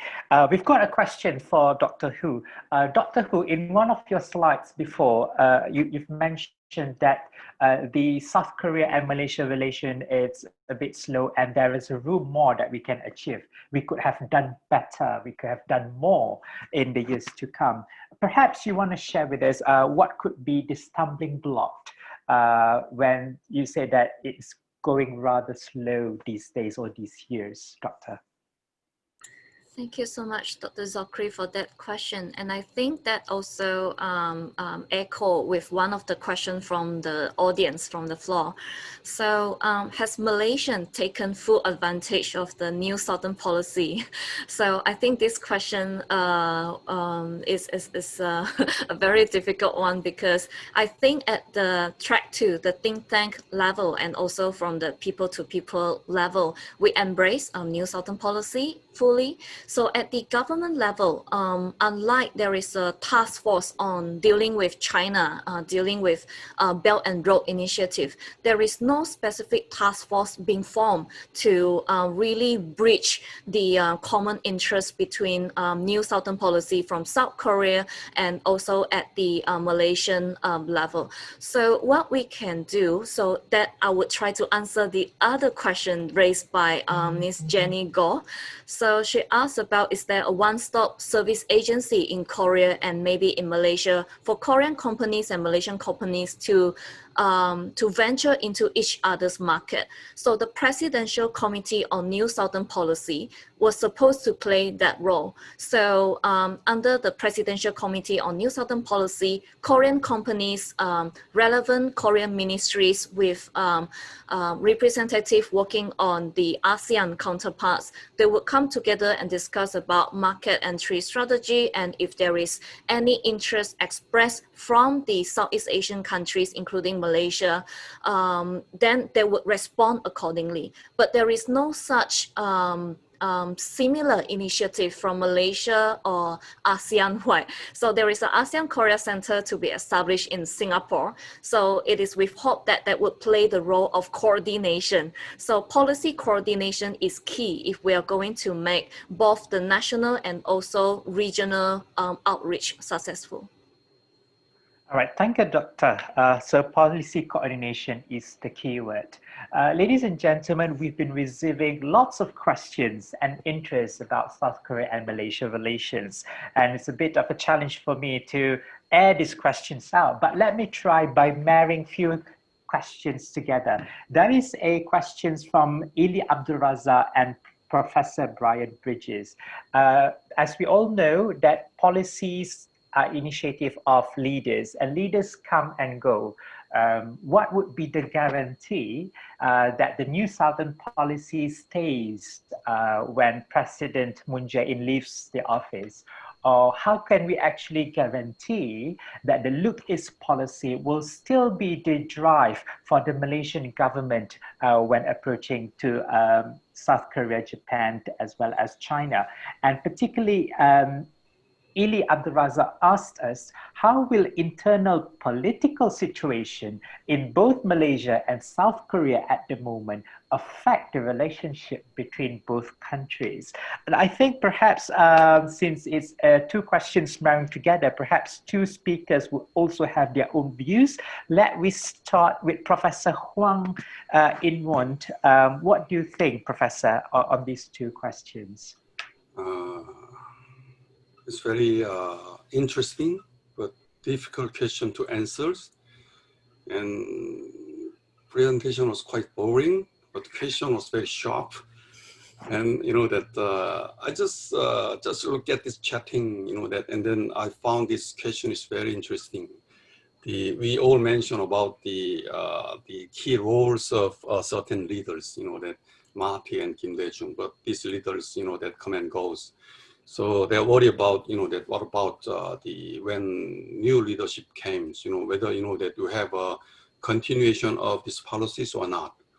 You know, this is a dilemma, you know, that as we know, the Mahathir and Kim Dae-jung, the one is still still alive, and then one has passed away. But these two figures actually really play the leading roles in the building of East Asian regionalism. I still remember I was in Malaysia at that time when, you know, that President Kim Dae-jung was in Kuala Lumpur in 1998 when the APT, Mahathir invite the +3 countries leaders, and then it was the first time we have an APT summit. But surprisingly, it was the first time Korea, Japan, China, their leaders meet together. You know, before that, the 3 countries never met before. The first meeting was held in the Kuala Lumpur in 1998, and then so you know that as a scholar who works on the Southeast Asian politics, you know that we all very you know that touched by this move. But what happened after that, from Kim Dae-jung to Nomuyon, you know that Nomuyon governments, the main foreign policy is that balancing role between among those Northeast Asian countries. So the diplomatic, you know that relation has been narrowed down. So at that time, we have a big quarrels in Korea among scholars. belongs to who promote East Asian regionalism, especially Southeast Asia plus 3 countries. But the Nominal government, these policymakers, they are more focused on Northeast Asia. But you know that we promote that this is our initiative to lead East Asian regionalism. But after that, we have a new government, Lee Myung-bak and Park Geun-hye. You know that this, of course, Lee Myung-bak, he focused on what we call New Asia. But if this New Asia doesn't mean that that he emphasized on Southeast Asia or East Asia. This is more resource related diplomatic policies. And Park Geun-hye government is more focused on superpowers, traditional superpowers. But luckily, we have a Moon Jae-in government. He promote new southern policies, and then he upgrade the level. What we call the ASEAN status into the 4 major powers status in Korea. So this is the our worry is that the same questions, whether this new southern policy or new southern policy plus will continue after Moon Jae-in government. We don't know. We don't know. But what is more important is that that regardless of these track 1 levels, these track 2 levels and track 3 levels and civil society levels, we all know the importance of Southeast Asia and that these East Asian regions. So I think this kind of the ground feeling is going to push forward track 1 to continue the similar policies, or that more specific that diplomatic strategies between these two countries and also these 2 regions. So I totally agree. These questions, that this is our weak point, that in terms of the continuation of our policies. Thank you, Professor. Dr. Hu, very quick on this, please. So as Professor Huang has mentioned, domestic politics is definitely one of the greatest obstacles to ensure continuity. However, with the substantive and further institutionalized cooperation, such as this one that we are having right now between ISIS Malaysia and also with ROK Embassy and also MOFA of Republic of Korea. With that, we will ensure the continuity of our collaboration without being hijacked by the change of the government. The same can be said about on the Malaysian part. We are now in a very volatile situation where the government can be changed anytime. So as long as the working level group officials maintain these ties, then there will be no problem. Thank you, Dr. Hu. Now, we have seen Dr. Stephen Leong raise his hand in this virtual room. Perhaps Dr. Leong would like to ask questions. If you may want to unmute your microphone and show the video to us, that would be lovely. Please, Dr. Stephen Leong, if you can hear me. Yes. Thank you very much for the opportunity. May I make an observation? I won't ask a question, but I feel it's very relevant. So if you may please show the camera, Doctor, if you don't mind. Show the camera, let's see. No. Attendees do not have video. Oh, okay. Oh. Sorry for that. All right, Doctor, go ahead. Just audio, yeah? Okay. I would like to make a relevant observation in our bilateral relationship, especially on the issue of governance. We need to learn from one another so that we can come closer and also to be a positive influence to other countries. I can't help but feel that in the case of ROK, Malaysia can learn on governance from Seoul.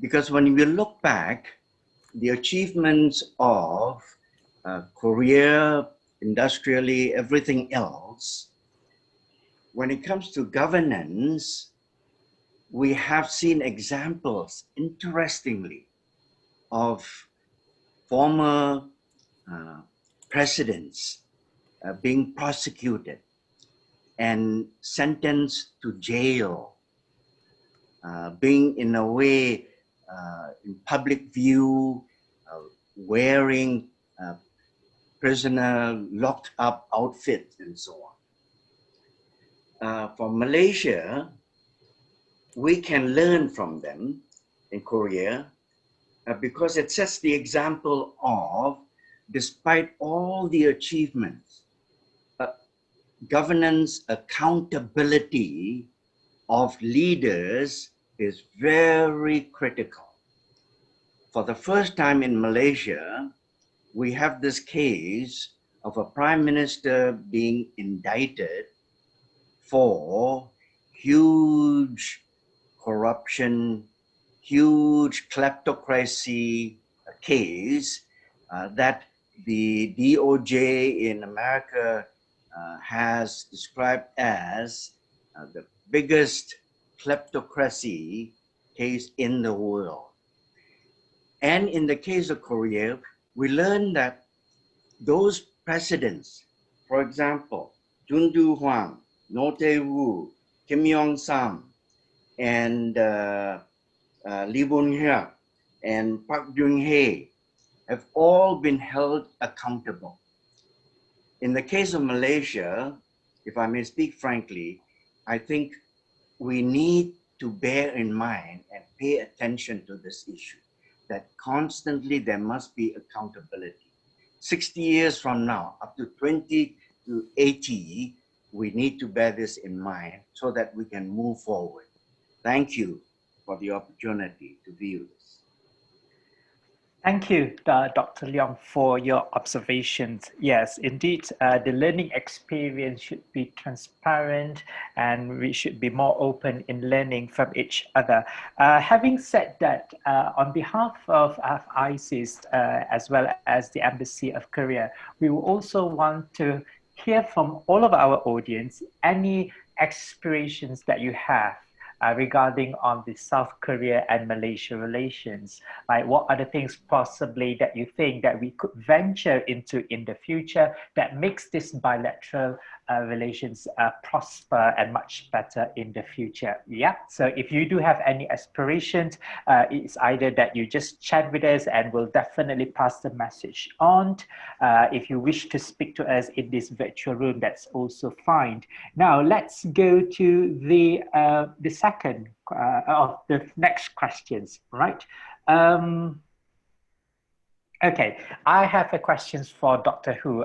Someone asked in the panel room, what are the panel views on the Malaysia approach? Has Malaysia taken a full advantage of NSP as compared to other ASEAN nations? I think probably we want to do a benchmarking on how to actually Malaysia respond to the NSP in regards to other ASEAN countries. Perhaps Dr. Hu would like to answer this question? Oh yes, thank you, Dr. Zokri. I think there is a need for the Presidential Committee on New Southern Policy to promote what is their policy mechanism, so that the Malaysian counterpart, especially at the government level, could understand how this works. So for example, how do we penetrate each other's market? How can we further advance our economic interests? How to conduct our social cultural exchanges, medical health exchanges? So far, all of this have been very well done by other countries such as Indonesia, Indonesia that has a coordinating ministry, and Singapore act as the coordinator between ASEAN and ROK on standardization, on science and technology, on medical science cooperation. So there is a niche to be further explored, and as I presented in my presentation just now, so there is other niche that we can further explore, such as maritime safety cooperation, cybersecurity, so other things that Malaysia is able to take up and not yet being dominated by other ASEAN countries. Thank you, Dr. Hu. I've been also, Professor, do you want to say something? Yeah, just should, thanks for Dr. Stefan Leung's comments. It's quite a long time to see Dr. Stefan Leung. And then thanks, that maybe Korea can be recorded as a, world record in terms of putting our former president in jails, and then as a specialist on Malaysian domestic politics, that I always, what is the weakest point of Malaysian politics is closely related to what Stefan Leung said. But that doesn't mean that, that you need to put your former prime minister in jail. But, that I have something in my mind. But what I'm going to tell us about is that one other aspect that we can share is that the experience of democratization in both countries. When I started my studies on Malaysian politics was quite boring. It's always it's stable, always stable. But the stable doesn't mean that that there's a political development, democratization. But as you all know, it suddenly happens. Suddenly happens a few years ago, and then my last visit to Malaysia was January this year. But after coming back from Malaysia, what happened in February? And then, so that I'm not saying that Malaysia can learn from Koreans the democratization process. We need to both learn. I think this is a long process, democratization, that. But I understand what happened in Malaysia. Because when he talks about democratization, there's a period of U-turns. But maybe I think Malaysia is experiencing this U-turn period. Korea also had experience of this U-turn period. But that doesn't mean that Korea is achieving the democracy in full. So, since the Stefan Leung mentioned about this, that the governance of accountability of leaders, I think this is another area we can learn, or we can compare both countries in terms of the shared experience of democratizations. This is my comment. Yes, on that note, Professor, I think if you come to Malaysia starting next month, it will become more interesting, as at the moment, the national budget is under scrutiny. Anything could happen from this national budget. So I think you should try to book your plane tickets here in January and onwards. Thank you, Professor. I have a questions from Ken Long Mok. I think the questions is also been asked to any of the MAS members. Yeah, if any one of you, or perhaps Datuk Steve would also like to put his thought on this. Now, are there any efforts done or future planning to settle both countries' currency exchange directly without involving the US dollars after 60 years? Wow, that's a really very good, intriguing questions, yeah? So is it possible for us to have a bilateral currency exchange without referring to the US dollars? And I will also open this question to any of the MAS members to see the possibility of this.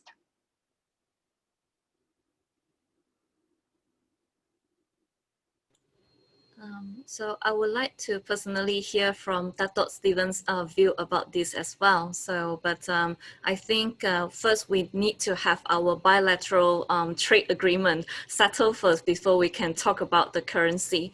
But at the moment, we do have a post-Asian financial crisis mechanism, which is known as Chiang Mai Initiative Multilateralization, CMIM. So that is a currency swap arrangement since the Asia financial crisis in late 90s. So I think that is like a multilateral currency swap agreement. So bilaterally, that would require a very strong commitment from both countries. So I think that would be a long way to go. Yeah, sorry, go on, Dato'. Yeah, if I can say something, I think it's something that not only concerns Malaysia, I think it's also an issue that concerns South Korea. Whenever we become, it is the nature of the global reserve currencies and how they are being managed. I think it's one that concerns the whole of East Asia, actually. But I think probably South Korea more, since a lot more of their trade is directed towards the United States. As we know, a very great proportion of the global reserve currencies, the denomination of everything from commodities to to industrial goods, etc., are not done in our domestic currencies. And in fact, if we were to denominate, for example, our trade in Korean won, or vice versa, we would find ourselves, our exporters would actually find themselves in problems because getting access to this pool, the pool is quite restricted. So we still have to go through the, through the US dollar as an intermediary. When a global crisis hits, generally what happens in terms of the East Asia region is that we all have scarcity of US dollars, okay? Now, in the past, what has happened is that the US Fed has made special lines of dollars available to Korea, okay? The same has not happened for Malaysia. So, they don't have special lines. Japan has a special line, etc. And this is in order to facilitate. So while it is a good idea to start thinking in terms of, like Chiang Mai Initiative, where we can borrow. This is presuming, of course, that the one country is better off, is in more of a liquid situation where where they can lend. The issue of denomination of trade is not that simple. We need access to the pools. Malaysia has got a limited amount of trade with China that is denominated in renminbi. But certainly because the renminbi itself is not internationalized and there isn't enough issuance anyway, so that always has to sort of remain sort of contained. So I think this is something that we ought to move towards. There have been efforts in the past to talk about an Asian currency unit, etc. These things are still very much in an incipient stage. And when they happen, I think the won and the ringgit and maybe other sort of currencies will have to be pulled into a regional basket rather than having sort of individual, currency denominations in specific currencies. Thank you. Thank you, Dato'. Any other comments or observations from the rest regarding the question?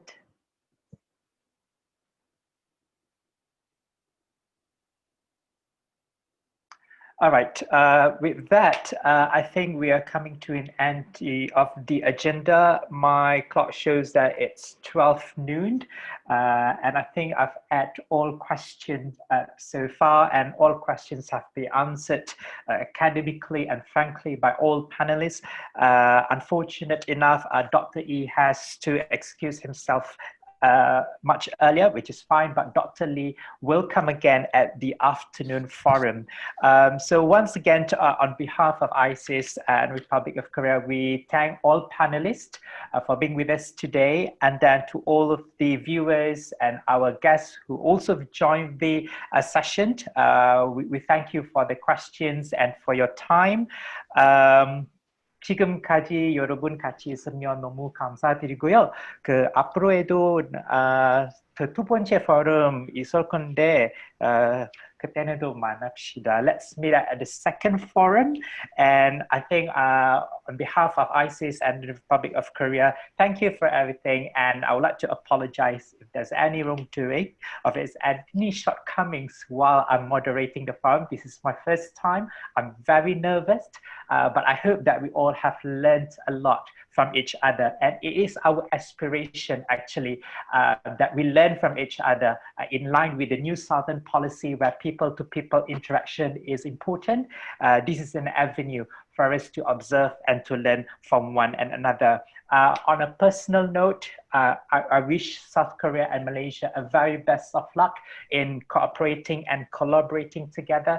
And it is my personal aspiration to see that the New Southern policy becomes a success for Korea, as well as the Look East policy become a success for Malaysia, for a greater harmonious interaction between these two countries. On that note also, ladies and gentlemen, if you do have any personal aspirations for both South Korea and Malaysia, how do we actually foster greater relationship, please air your aspiration to us. We will definitely share your aspirations with the embassy as well with ISIS for more discussions. With that, ladies and gentlemen, do not forget there will be a second session which is going to start at 1:30 at 1:30, which entitled Crafting Pragmatic Ways Forward.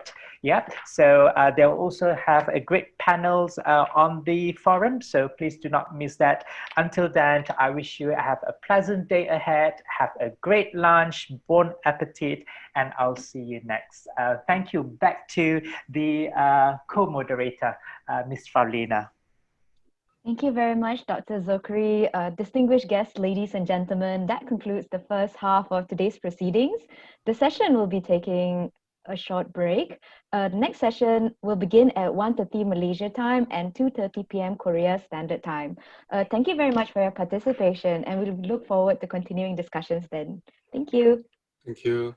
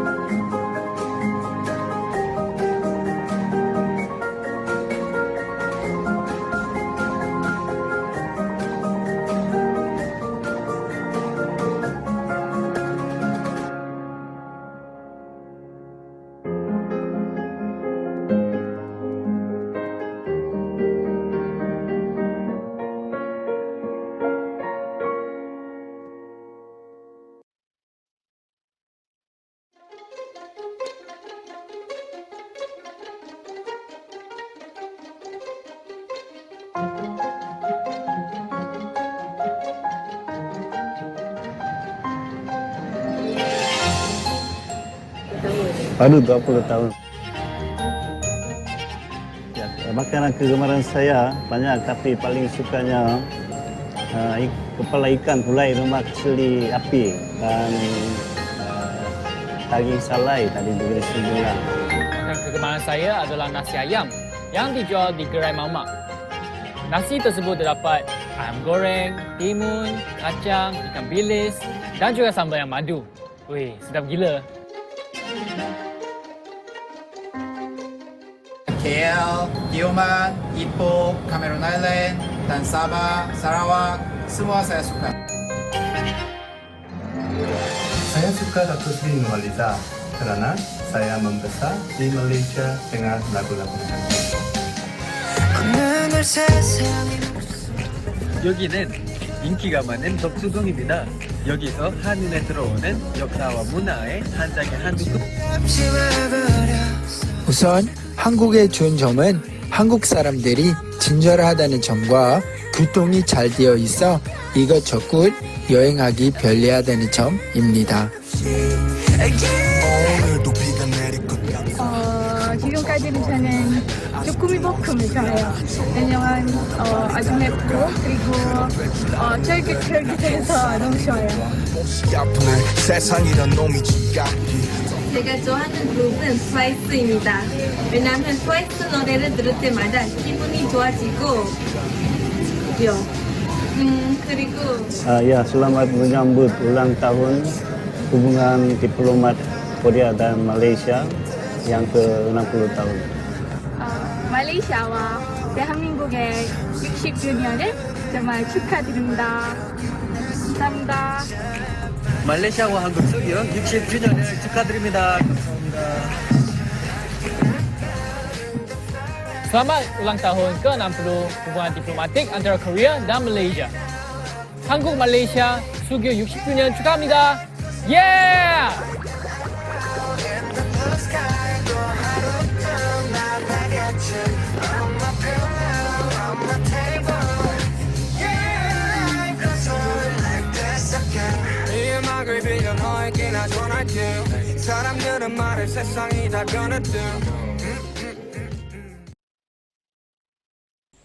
Distinguished guests, ladies and gentlemen, welcome back to the 4th Malaysia Scholars on Korea event titled 60 Years and Beyond, Preparing Malaysia-Republic of Korea Relations for a New Era. A reminder to those on the Zoom platform, please turn off your camera and audio during the sessions to ensure clarity or bandwidth for our online presenters. For those who wish to pose questions to panelists, you may place your questions in the chat box or via the Q&A function. Moving along with today's proceedings, we will now have the panel discuss on crafting pragmatic ways forward. And I wish to invite Professor Hong to moderate the session. Professor Hong, the floor is yours. Okay, thank you. Selamat datang. Good afternoon, everyone, ladies and gentlemen. Let me introduce myself to you. My name is Hong Seok-jun from Wopo National University, Republic of Korea. I'm an anthropologist and I'm one of the Southeast Asian area specialists focused on the Malaysian society and culture. I have interested in the society and culture of Southeast Asia, especially focused on the Malaysian society and culture. First of all, I'd like to express deepest gratitude to take part in this wonderful webinar organized by the Malaysian Scholars in Korea, MASK, and ISIS Malaysia. It's my great honor to moderate this session 2 on crafting pragmatic ways of forward. This session's topic is about crafting pragmatic ways forward.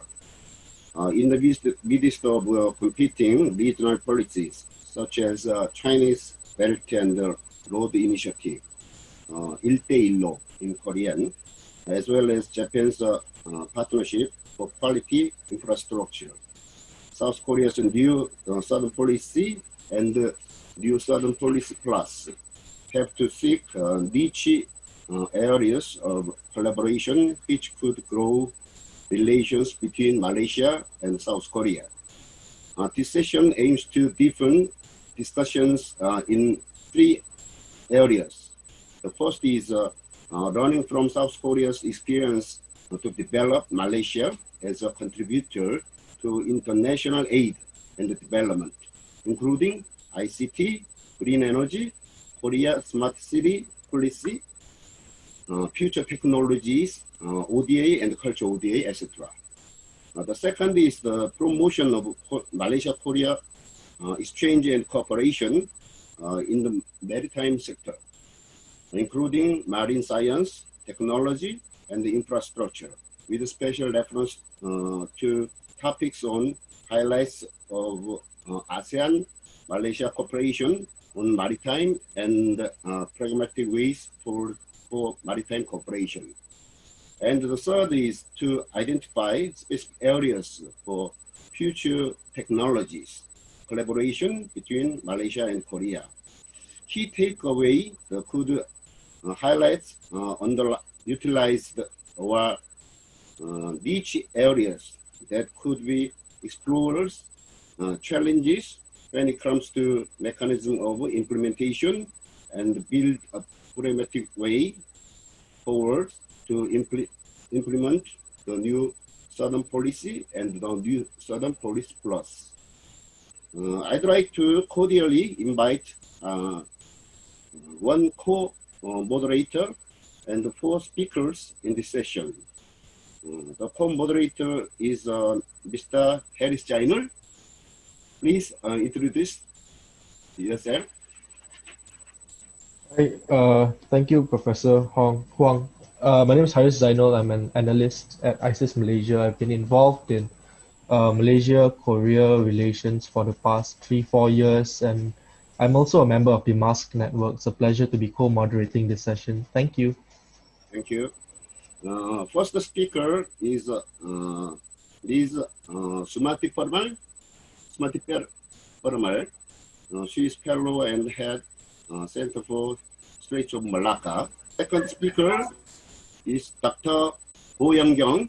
She is a senior research fellow, Department of Accounting, Sunway University. Third speaker is Dr. Lee Jae-yong. He is director of Smart City Research Center, Korea Research Institute for Human Settlement, Republic of Korea. Fourth speaker is Dr. Fahmi Eng. He is a managing director of Smart Selangor Delivery Unit. Please welcome everyone. I'd like to give a presentation time to you, 10 minutes, within 10 minutes. Please. I hope this session will be productive and meaningful outcomes through excellent presentation and discussions.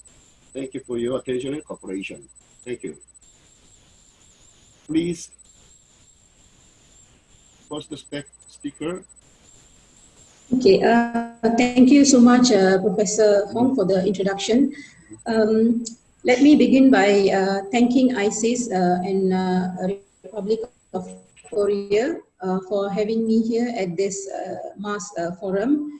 And I would like also to take this opportunity to congratulate Republic of Korea and Malaysia for their 6-year successful bilateral relation. So I am tasked to talk about the possibilities of particular ways, pragmatic ways on maritime cooperation. So in doing so, I will first talk about how Malaysia have been participating actively in many other cooperation, in particular maritime cooperation, including China's Belt and Road Initiative, as well as Japanese Free and Open Indo-Pacific, which includes for quality infrastructure, soft connectivity, as well as strategic maritime dialogue across broad range of international affairs, including the South China Sea, rule-based order, and recently on maritime connectivity. In this regard, Malaysia as a pragmatic actor in global cooperation, I think I'm quite optimistic for more cooperation within the South Korean New Southern Policy. So under the New Southern Policy, Republic of Korea stated its desire to jointly respond to issues like terrorism as well as cyber and maritime threats in the region. Since then, there have been some practical cooperation, including the Korean ASEAN Center for Transnational Crime Investigation and capacity building on marine litter monitoring and collection projects. I think these two are very important initiatives. In this regard, I would also like to highlight other pragmatic maritime cooperation that have been undertaken by the Republic of Korea with Southeast Asian member countries.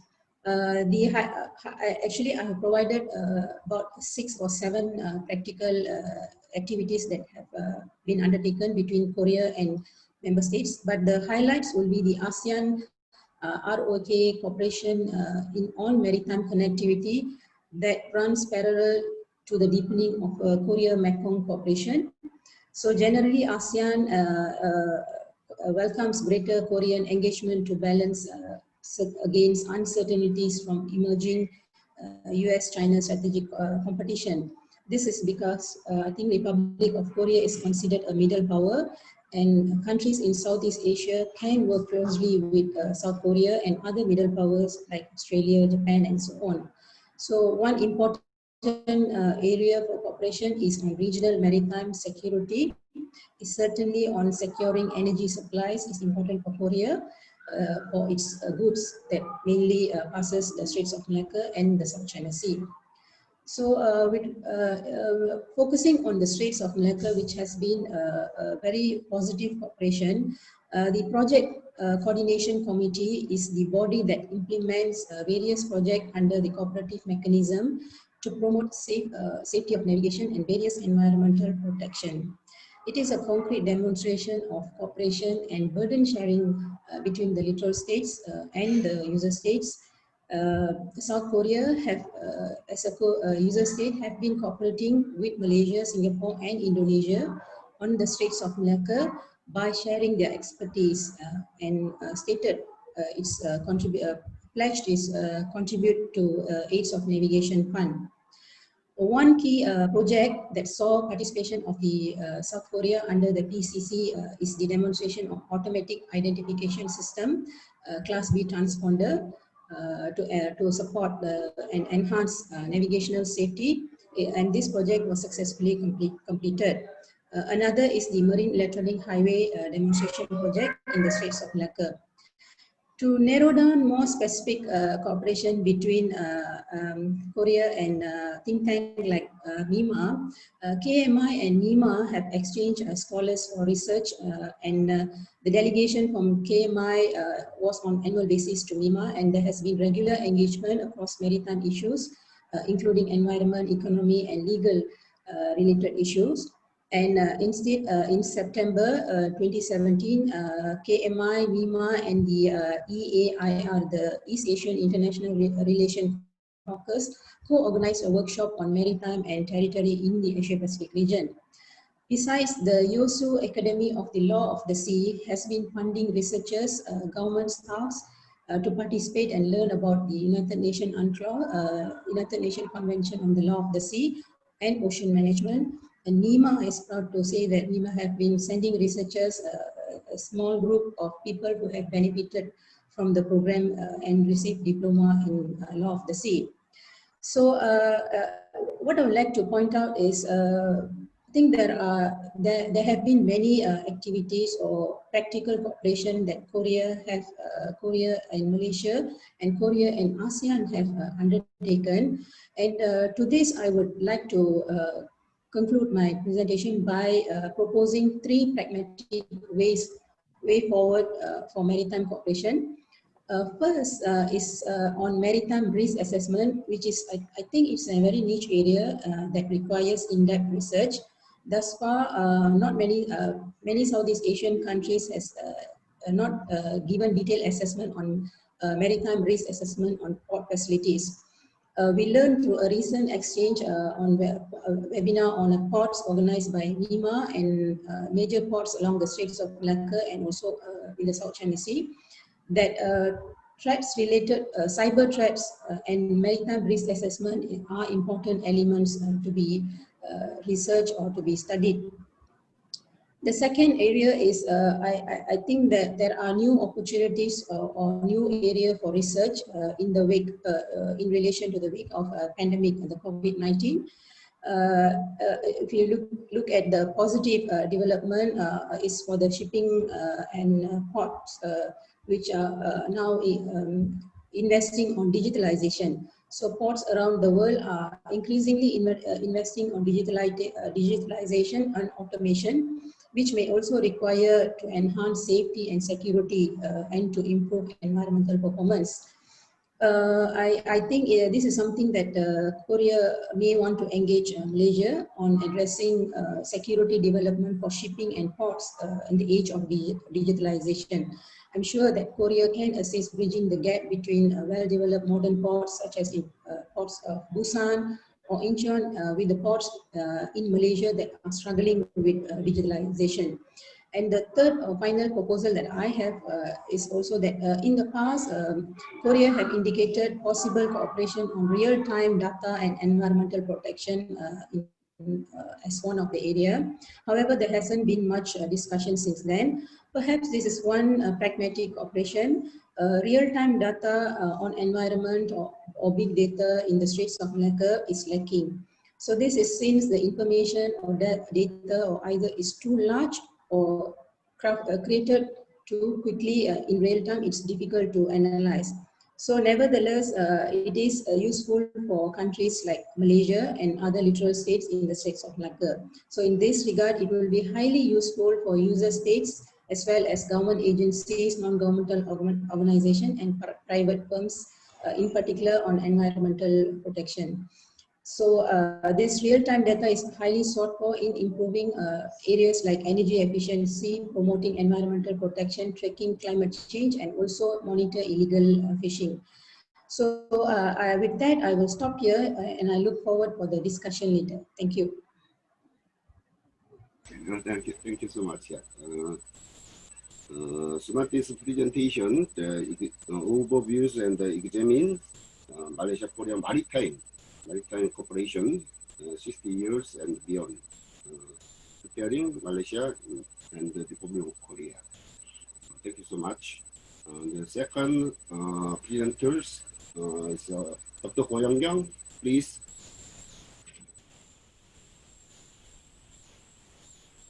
Good afternoon. I'm Dr. Ko Young-kyung. I'm a senior research fellow from the Songhay University in Malaysia. Can you hear me? And can you see this my slide on your screen? Yep. Yes. All right, thank you. So I'm going to talk about the kind of a strategic approach for sustainable development between Korea and Malaysia economic relations. All right. I have only 10 minutes, so I would not like to talk about all the overview of historical economic relations between two countries.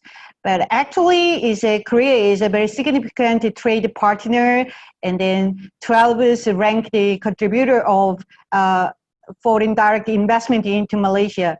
But nowadays, we can see the FDI trend into Malaysia is a little bit declining. And then from the perspective from the Korean investment, okay, look at, you can see the right side of the slide. Sorry, I didn't change the name of a country. So yellow color is Vietnam.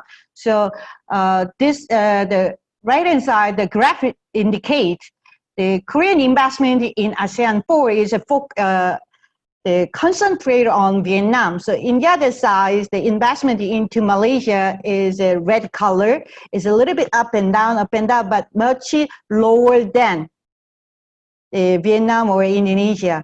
So that's why our relationship between Korea and Malaysia is getting weaker and weaker in terms of foreign direct investment. So in the other side, Malaysia nowadays is very interested in attracting foreign direct investment for the economic growth and development. So what's the key driver for next era? So nowadays, you can see in the graph, the stock index. So there's a declining and during the pandemic and then upward. So we say it is a K-shaped recovery during and the post-COVID-19. But there are two key main sectors to driving the economic recovery for Malaysia and other countries, technology and healthcare. So there is two key sectors for the Malaysia. But let's look at the shared prosperity vision 2030 and the new southern policy from Korea and from Malaysia and Korea. So those two countries already share the values of people, community, and sustainable development. And then one of the key drivers for those two policies is technology for great and good virtue. Okay, So already Korea has a Green New Deal and Digital New Deal and Asia financial hub policy, but also Malaysia has those kind of same identity of policies under the shared prosperity vision. But how we can start and what is the appropriate strategic approach for the partnership beyond the 60 years of economic relations. But there are many different types of sectors and industries. So for the future is Industry 4.0 and big data or smart farming or ASEAN hub or Islamic finance and renewable energies. There are so many different types of industry and sectors we are interested in for development. But we cannot cover up all those things for those two countries' relations. And then there is no clear boundaries among industries recently. It's all hyper-connected. But anyway, every industry, the key driver is technology or ICT-based. Okay, and then another key word for the economic growth is sustainability. So I think we have to consider feasibility, effectiveness, and efficiency. So we have to choose or select what of few industry or sectors and projects we need to focus on. Then we can develop and the big picture and roadmaps for the next 10 years or 20 years. Because there are so many projects and they're talking about and discussion between two countries, but never continue for the real practical development. That's why I think about we need to focus on just a few sectors and then we can build up for the next era. And then what is the role of the two governments? Is a digital free trade zone or fast track or FTA or SEPA or investment incentives? With those two countries' government needed to support the private sectors, not government-driven policy. So how to support those real private sectors industry get into Malaysia or get into Korea for further partnership and cooperation. So what sector in tech? Because the tech industry is too broad. So now I think about which sector in tech fit for the first step for partnership beyond the 60 years, the economic relationship. So there is a 7 strategic thrust under the Shared Prosperity 2030. Okay, and then there is proposed as 15 key economic growth activities. Yeah, these are 8 enablers. It's all from the Malaysia policy. So I think about which is a common and then really easy to get restart.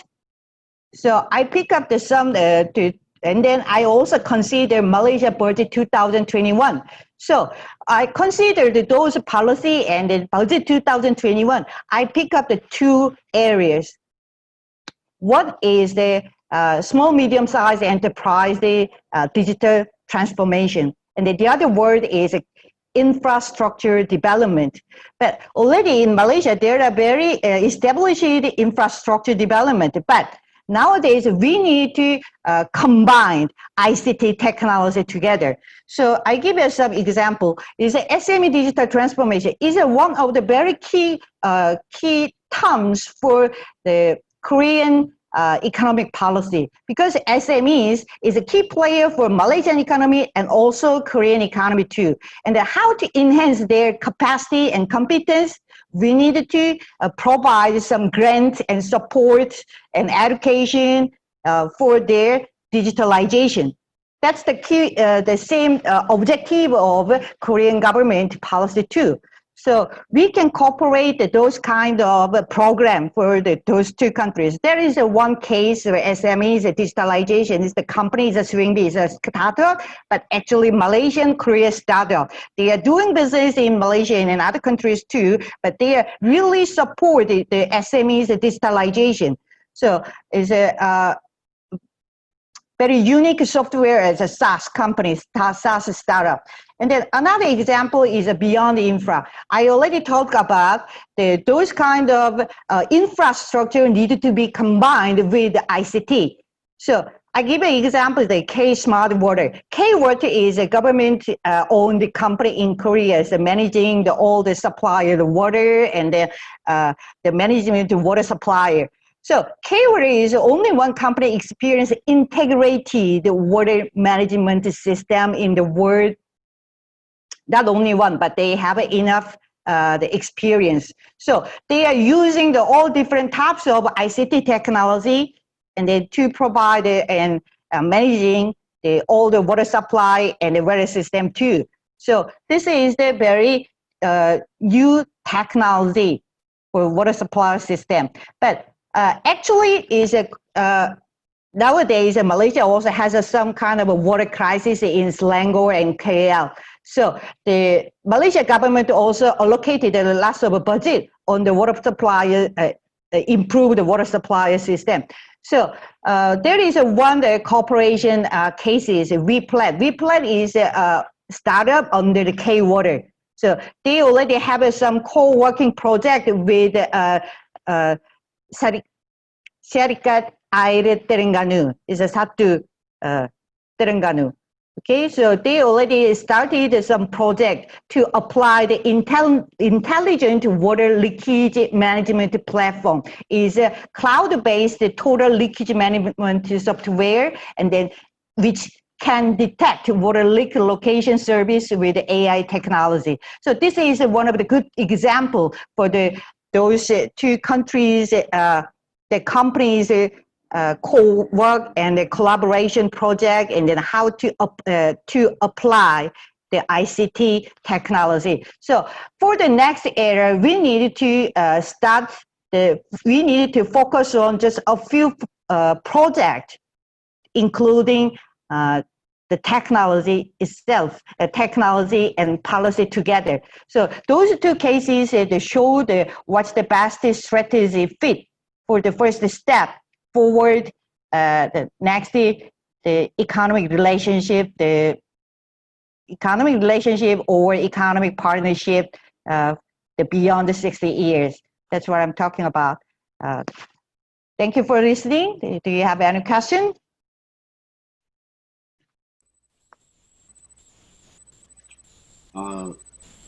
Thank you for your nice presentation. Next turn is because I realize that there is some time limit, so I spoke it very fastly. Yeah. Thank you. Turn is next speaker is Dr. Lee Jae-yong. Please. Can you see my presentation file? Okay, thank you. And my name is Jae-yong Lee, and I'm working for the Korean Research Institute for Human Settlements. That's actually the government, the research institute. So my role is usually to support the government policy, and I am the director of a Smart City Research Institute. Therefore, my role is to support the Korean Smart City National Plan or Korean Smart City legal system or something like that. Therefore, today I want to present about the smart city policy in Korea. And actually, we have a very long experience about the smart city construction. We've started the smart city construction since 2003, and that's relatively longer than any other country in the world, I think. So therefore, you can get some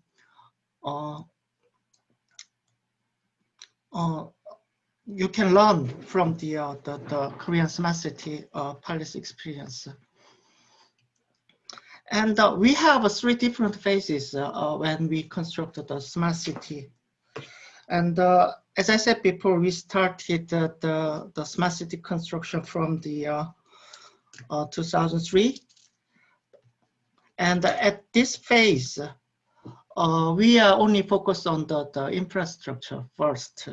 And as we already know that smart city needs some kind of ICT infrastructure with urban infrastructure. That's a kind of combination, the urban infrastructure with the ICT. And the first phase, we constructed some kind of new urban facility. That's what we call the intelligent facility. Intelligent facility means some urban infrastructure with some IoT or CCTV or sensor or something like that.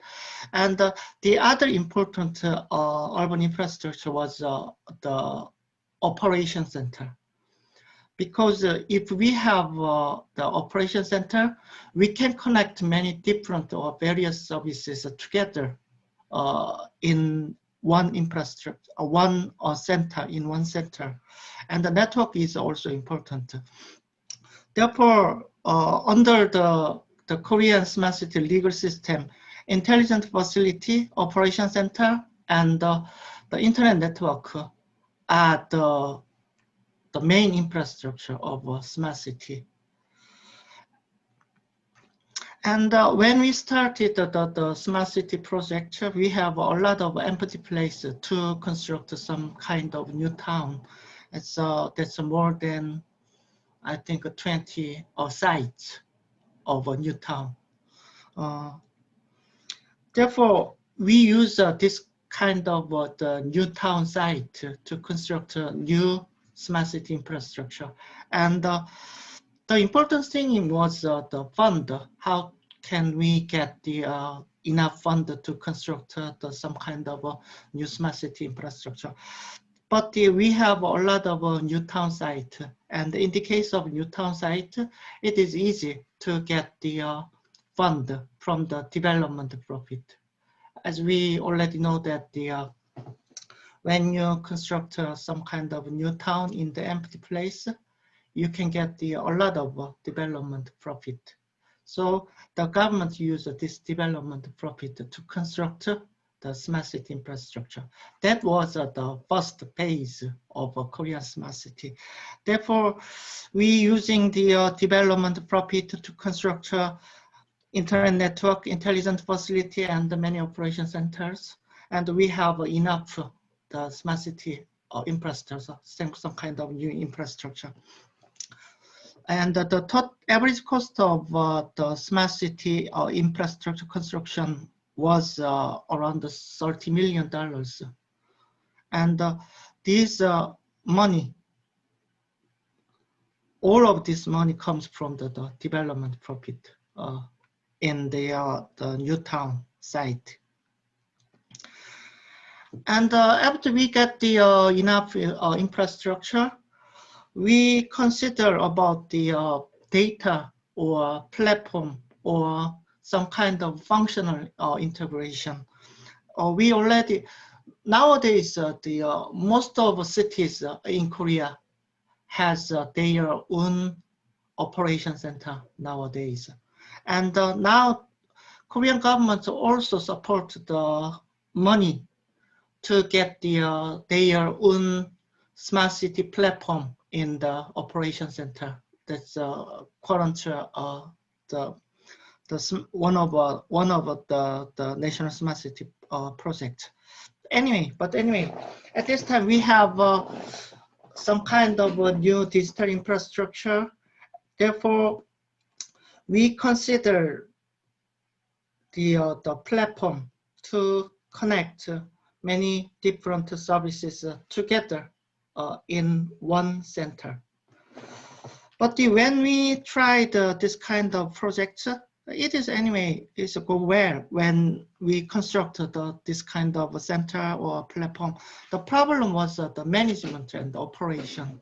So when we operate this kind of the convergent service or connected services in one center, the problem was who will operate or who will manage it, or this one. Therefore, the many different related organizations need to cooperate together because in the operation center, we need to monitor some kind of a crime scene, or sometimes we need to monitor the violence scene or something like that. Therefore, we need to cooperate with the police station or fire station or something like that. So we finally realized that when we operate this kind of smart city services, the governance is very important. So therefore, after this phase, the Korean governments do not only focus on the infrastructure or technology, we also focus on the governance part also. So that was the one important point to know. And this one is one example of the Korean Smart City Operation Center. In the case of Operation Center, local governments operate the center. However, when you provide some kind of services, you need to cooperate with many different organizations, including the rail or the police station or blah blah, something that's a lot of different organizations cooperate with the Smart City Operation Center. Therefore, not only system integration, but also organization cooperation is important at that time. And now it's a current phase of smart city. Now we have some nice smart city infrastructure, and also we have some basement about the connecting service or connecting many different data with many different organizations. And therefore, we consider about to test the many different the services in the real urban area. Anyway, we already know that there are a lot of there is world city population will go to the 9 billion in 2050, and we cannot cover the urban problems because urban population grows too fast to cover all this kind of the urban problems. So when previous the urban model was to construct more physical infrastructure, but this one cannot be the solution because each governments do not have enough budget to construct many physical infrastructure to cover the urban problems. Therefore, we need to some new type of urban model. That's a smart city, and the smart city is anyway the solution to solve the urban problem. And this one uses some kind of the information technology to make a city more efficient. So instead of the construction more highway or more roads, we use data and the navigation services. Navigation services nowadays know that the previous the traffic congestion or some kind of traffic situation, and the navigation notice drivers to use some other roads. Therefore, even we do not have enough roads, the car was distributed properly and very efficiently. So the traffic problem was solved to using the ICT technology, something like that. And as I said before, in the phase of construction, we construct a lot of different the smart city the infrastructure, and in the phase of management, we are focusing on the functional or the integration. So we use some kind of platform, and not only the technology part, we also consider about the organization part. So we consider about the governance part also. Nowadays, we are more focused on the how to bring the innovation in the city. That was the current task of Korean smart city. This one is the current Korean smart city policy in Korea. We are focusing on the new town project. This one is a national pilot project, and we are focusing on some kind of very comprehensive smart city model in empty place in the new town. And in this case, we also consider not only the infrastructure, we also consider about urban planning itself. We changed the urban plan. For example, in the case of Sejong, we consider about the some kind of sharing car, autonomous shuttle in urban design of phase. Therefore, probably we will construct some kind of new concept of infrastructure in the city, because it is possible, because it is a new town and the empty place. And Busan is another national pilot project. And we also consider about the existing city also. So in the case of existing city, we use some kind of competition or type or supporting, and we also consider about the bottom-up part. And many different local governments suggest their solution with private companies, and the national government select some best cases and the supporting money. That's kind of the existing cities approach. And the platform is also important.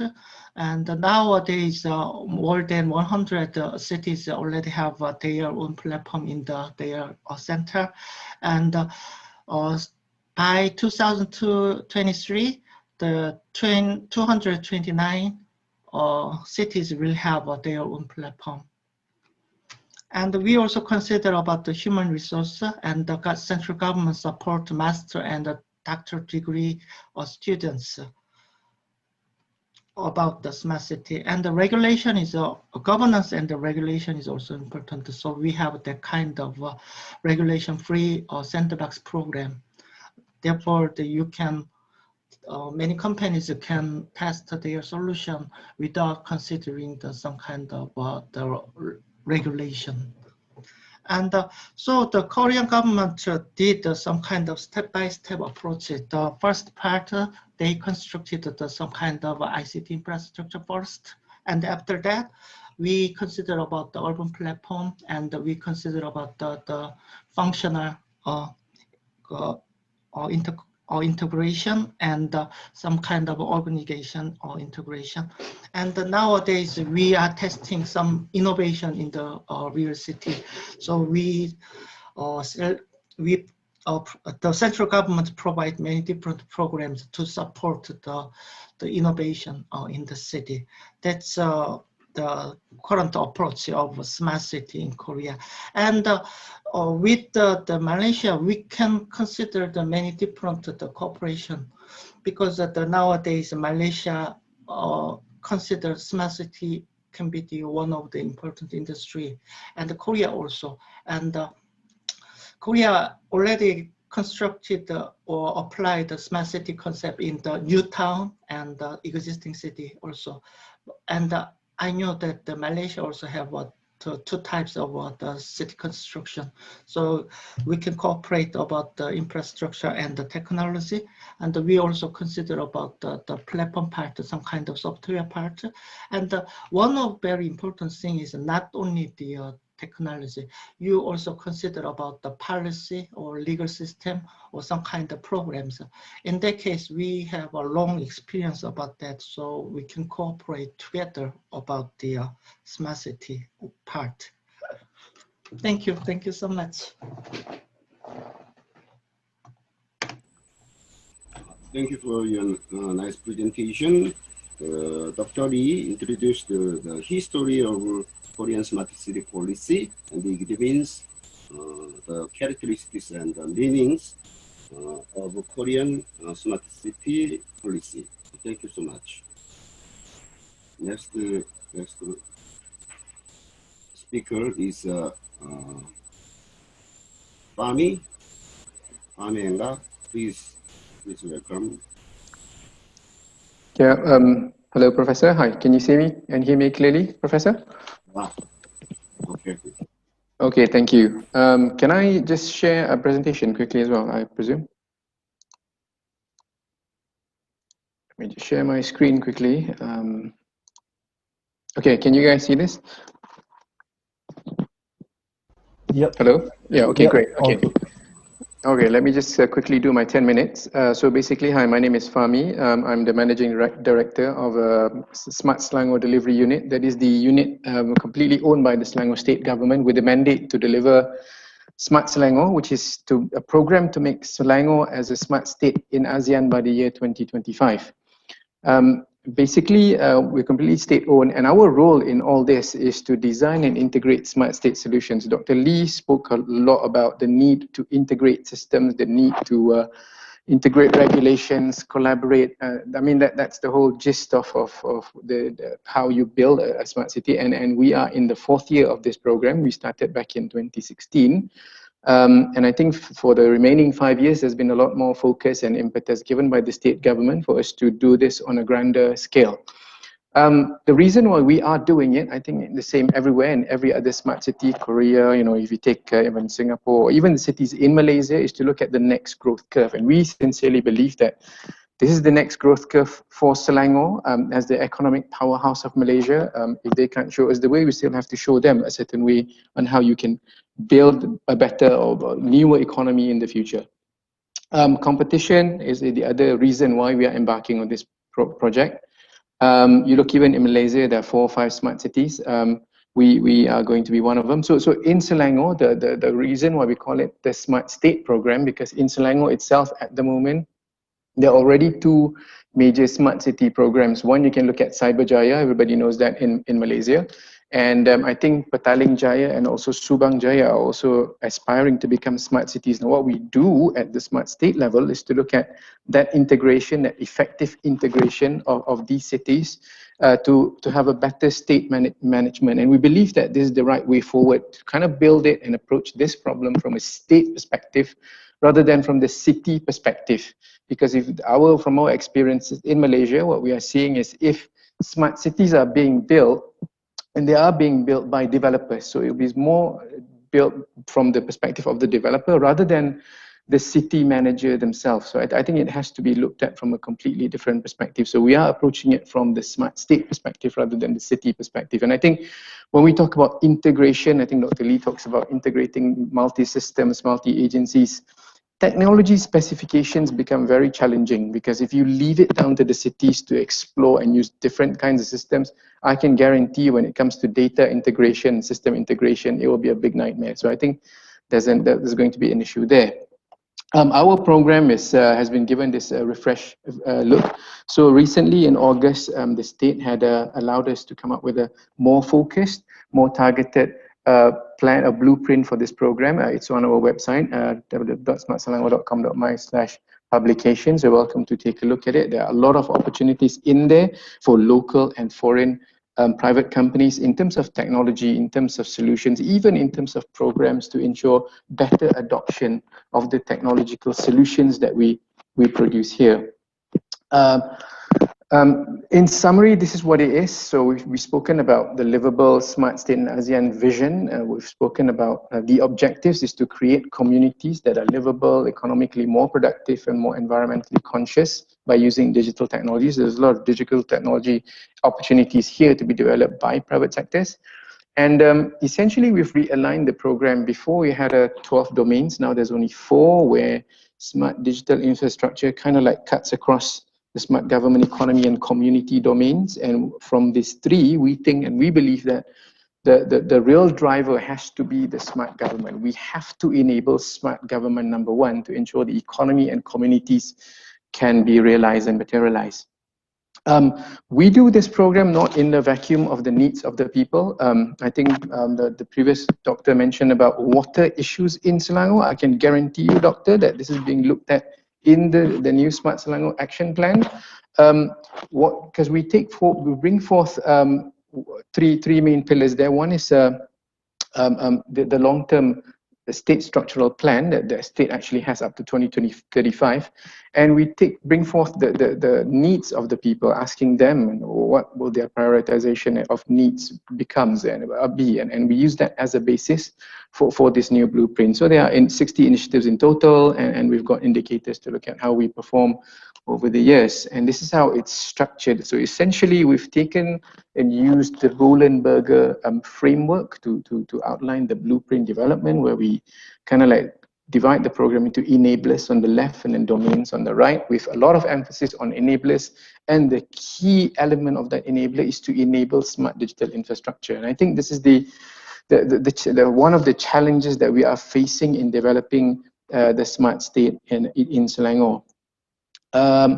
So basically, if I could quickly just sum up what I mean by smart, is essentially comparing these two diagrams. So the one on the left is a conventional situation, call it city, a conventional state, and the smart state or smart cities on the right will be where you are including that digital infrastructure layer. And I think it looks easy from a diagrammatic perspective, but if you look at it on how you do this practically on the ground, I think there are issues, because rest assured that if you talk about smart and smart technology implementation today, the telcos will put their hands up and say, we want a piece of that, because it's a lot of technology, it's a lot of connectivity, network, that's our domain. And I can guarantee you as well, if you use any of them, I think they will not be able to match or meet the requirements of the city managers, people who are being tasked to actually manage the city, and they are the ones who needed this information. They are the ones who needed connectivity to be reliable and affordable at the same time for the different applications that they have. Our challenge so when we build this is the structure of the kind of digital infrastructure that we are building. I think the uniqueness of Smart Selangor is that second layer from the bottom. I have not seen this done in any state in Malaysia, or even the smartest city in Malaysia. What we are building is that application development platform layer, where we will have the ability to fuse data from the different verticals, being the use cases layer at the top, which are used by citizens. I think the key benefit here is the ability to do cross-functional or cross-domain analysis, and I think that's very crucial and very true, because today, people talk about, hey, what's caused that water problem in Selangor? Is it pollutants? Is it enforcement? Is it water? You've got multi-dimension information that you've got to really analyze quickly. And I think by building this layer infrastructure, maybe Korea has a better approach here, but this seems to work for us. And I think it also unties us from this dependency on vendors, because you'll see that the typical approach would be to sub out the development of the apps and applications to vendors. Data resides with them, and whenever you need it to do critical data information, get to critical data analysis, you'll find that you're at the behest of the vendors. They will charge you back for use, right? And if you take that problem in government, and because I talked about enabling smart government as being one of the main things that needed to be done, you will find that you need to break departmental silos. You need to break silos at the federal level. And I guarantee ISIS should write a paper on this. You should talk about breaking the silos among ministries, right? I think that's the experience that has been done or being faced by other governments, like take Singapore, for example. I think as you become smarter, these silos have got to come down. Data has got to be shared. So there are issues like that we are solving in the state that would enable, at the end of the day, when all these data from these various domains and facets come into the state. Dr. Lee touched about the need for a command control center. We can show you one we have there. So that's the bottom layer. And I think the reason for that is so that we could create city managers, state managers who are more responsive. They can have more targeted actions. And main and most importantly is to simplify the life of the citizens in the state. No more queuing, no more numbers. You want to deal with the government, look at your handphone, make your payment, that sort. I think that's the future in Selangor. Here are some of the impact that we foresee that's going to get to Selangor in 2025.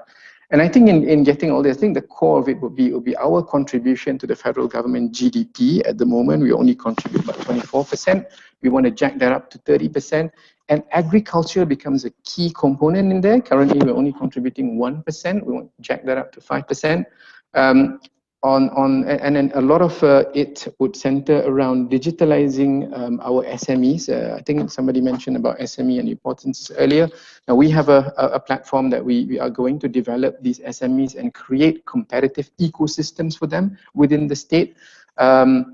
So I think looking at the economic productivity targets, I think there's opportunities for Korean businesses. I think number one is, I would say here quickly, urban smart farming becomes very important. As agriculture will be a key contributor there. Secondly, will be the adoption of IR 4.0 technologies for our SMEs. So you're talking about here, probably not like the Hyundai, like the multinationals. We're talking about like micro, even nano SMEs, and the fact that they needed some digitalization to use, as well as IR 4.0 elements, if necessary, for them to speed up or increase the growth and the production. To the elements on the left, a lot of those crime reduction, public transport, government approvals. I think again here are opportunities if you had similar experiences in Korea, and how you digitalize and make your governments more responsive. That's an area that we think in Selangor is very, very important, and would like to explore collaborations there if possible, and all that. And I think the key, so the stuff on the right, environmental. I used to travel to South Korea. I'm very impressed on how you keep your rivers clean, how you manage to even recreate, that Cheonggyecheon, that you recreate a river out of highways. So I think we're very impressed with that. We have explored some potential collaborations with some entities in Korea before, in the old prime ministership. I think we are still open to explore that. We have a big river rehabilitation need in the state. And as well as, I think, on the water issue side, I think there was a mention about Syarikat Air Terengganu Satu detecting leaks, good for them. We have an issue here in Selangor, which is to better monitor our raw water supply. So basically, how do we monitor raw water on a vast scale in remote areas, so that people don't pollute and that so on. I think it's I like the rivers in Korea, they're very clean and all that. So if there are experiences that we could share there, I think that'd be very key, very useful for the Selangor state government, and I think we will facilitate any entry of foreign companies to help us solve that, including here as well, things like recycling and energy reduction. So here I just want to quickly show you what we have done. So under smart government, we started off with a very tiny command and control center on one level of a public building, basically 2 agencies there. 4 years later, so now we have this bigger version of a command center in the state secretary building. It is going to be a collaborative command center, because I think Dr. Lee also mentioned the need for multiple agencies to work together. So this will be a C5I standard, command, control, computers, communication and collaboration, intelligence operation center in the state of Selangor. So I think this will be good news for Selangorians. Waste management is an area that we have managed to change or rejuvenate. We have a better, nicer looking collection fleet, and I think there's a model, and we monitor operations real time. But we still needed assistance on the recycling. What do we do? What is the future of recycling? I think if there are lessons we could learn from the Koreans, that'd be fantastic. I mean, this is part of the dashboarding that we monitor our collection assets, complaints, and that sort, almost real time on a daily basis. Parking is now in Selangor. There's no more parking with paper or parking with coins. If you still do that, you got to really wake up and smell the future. Everything is done by the phone. Parking is done by the phone. And we try to monitor traffic more intelligently in the state. So beginning to put like intelligent cameras, adaptive analytics to control traffic lights, that sort. But still on a very much pilot level. We appreciate some assistance here as well, if possible. On the economy side, we talk about the cashless initiative. Again, how do we make life easier for the citizens? So today in Selangor, if you wanted to pay for your basic citizen service, you just look at your phone. Again, there is an app. You can make all the payments through the app. This is the SME platform that I talk about. Basically, how do we take our micro and nano SMEs, grow them correctly by monitoring their growth in appropriate marketplaces based on their needs. Okay, and I think more importantly here is the idea, because we want to hit that 200,000 local SME target to be on this platform. I think what we want is to look at which areas within this SME ecosystem that needed to be that requires state intervention to come in and put more more aid or assistance or even development and grow that particular area. Okay, digital infrastructure in the district offices of Selangor. We are already using a gigabit network. So that basically says that 3,000 Mbps connectivity speed for the LAN network. So people can do video conferencing. Very, very useful over this COVID period. People do not need to meet face-to-face anymore. I think public buses that we provide in the state now, you can, there's no more fixed schedule boards of timetables. Everything comes through your phone. You can look at when the bus arrives, etc. And so you don't have to wait at the bus stop for very long. And I think within communities, we have a collaborative center of excellence here. There was a video, but I think I can come back to that if there's a request later. I'm just sprinting for time. And two things that we monitor in the state actively will be river water quality as well as air quality sensors. We've got about 53 of these units within the state, where federal government only put 7 for us initially. So that's where we are at. That's the website that you need to refer to, and I think I'm happy to engage in any collaborative discussions from now on. Okay, thank you so much.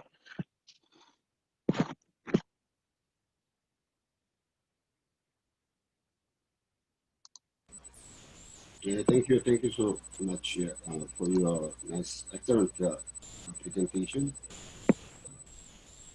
This is session.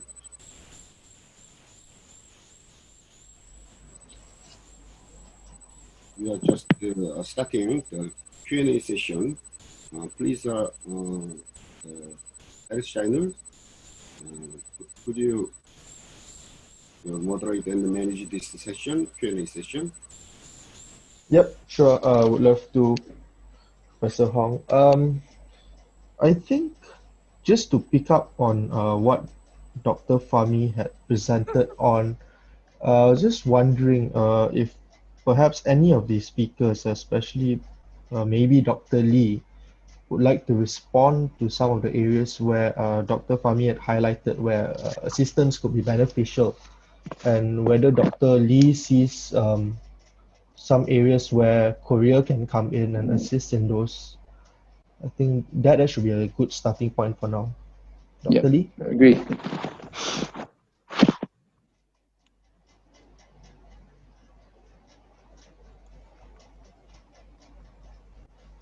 You mean me? Yeah. Could you ask again?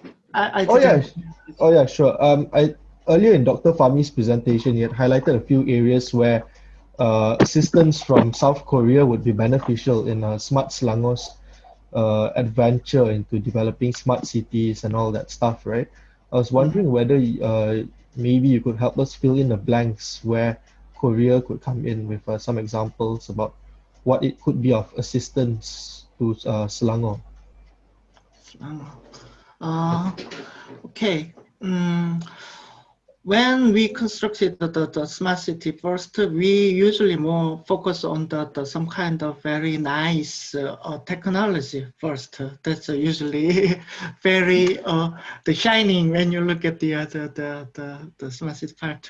And Malaysia already constructed very nice the center and many different services already have. But probably when you manage and operate your system, you will probably face some kind of the problems. That's usually the first part is the cooperation with the other organization. That's I think you already solved that part. And but just the service staying is not the good strategy to develop the smart city. You need to find out the more services and you need to develop the center and your services. In that case, you need to help with some private sector's part.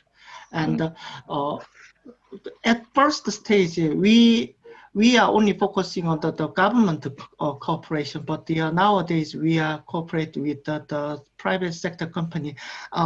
When I showed some presentation, I just fast but the one of my slides that they show that the Hyundai Auto Company working with some other local the governments or the LG CNS or Samsung cooperate with some kind of other local governments. You need to make that kind of some base to cooperate the private sector and the public sector. And the other important thing is that the citizen participation. And when you look at citizen participation, it's not just discussing with the citizen. When you look at the Malaysian the smart city service or the Korean smart city service, the government or local governments can do only show the data. Showing the data is the last stage. And after the look at the some data, some exact data, citizens need to move. For example, if you use some kind of BIS, bus information system, citizens need to use bus more, right? So how can we participate the citizen more and more will be another issue. But so the kind of program you will need to make, I think. Thank you, Dr. Lee. Dr. Fahmi, is there any response from your side? Yeah, thanks, Dr. Lee, and thanks, Haris, for facilitating the discussion. I think on the point of the involvement of private sectors, we absolutely welcome that, either at the federal level or even at international level. I think the point number 2 about governance, Dr. Lee's right. The issue is when you have multi-agencies, who controls whom. That's okay, but fortunately in the state, I think for matters under the state, I think we have that under control, although we would appreciate more participation and assistance from the federal government in like the police force or the military and that sort, but I will leave that to ISIS. The last one about citizen participation, this is the point about adoption was very key. Dr. Lee mentioned that, and I think what we have essentially is a digital literacy program. So this is not to make everybody have doctorates like me and Dr. Lee, but just to get them to want to use the applications that we are using regardless of demography, age or race, right?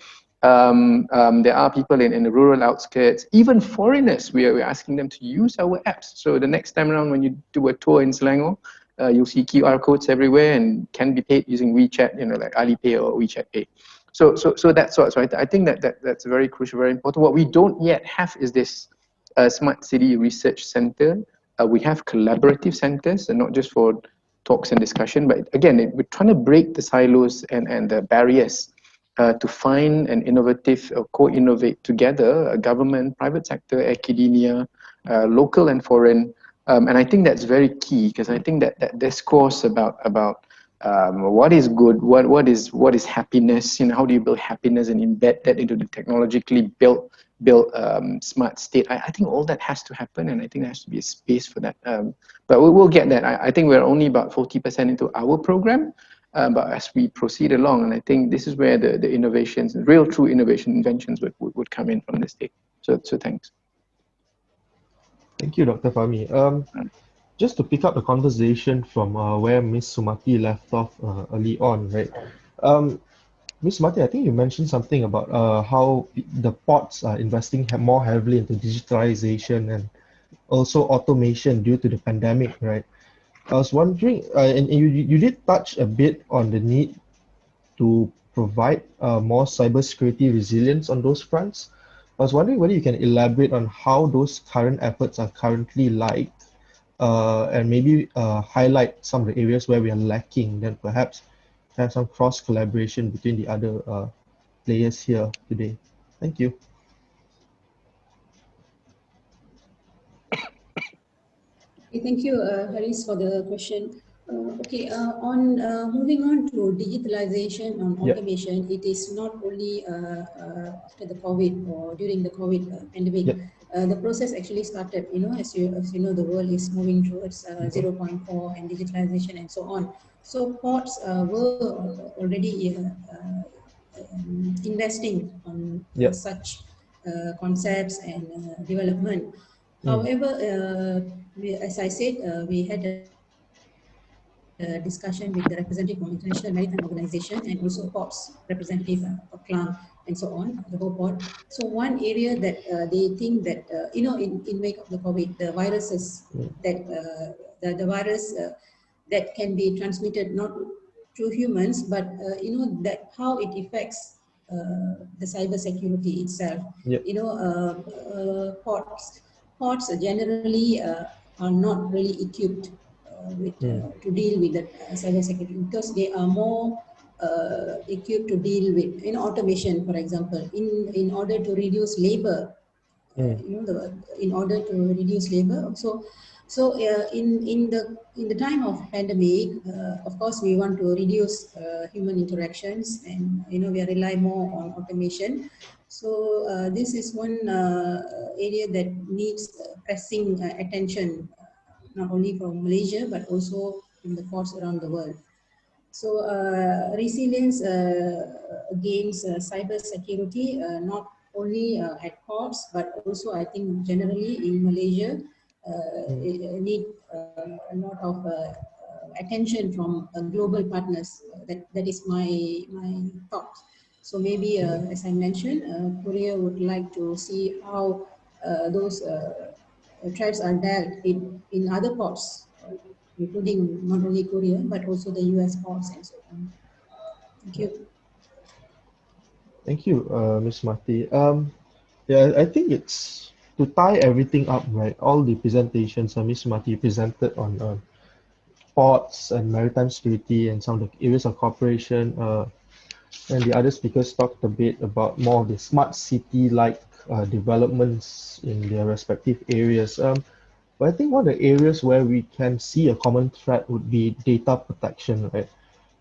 And if I may invite each of the speakers to comment a little bit on how do they see data protection being like in their respective areas, and perhaps give us an assessment of how the situation is like today and whether much more is needed and in what form these improvements can take. I think that should be able to fill up the remaining of the Q&A for the next few minutes. Thank you.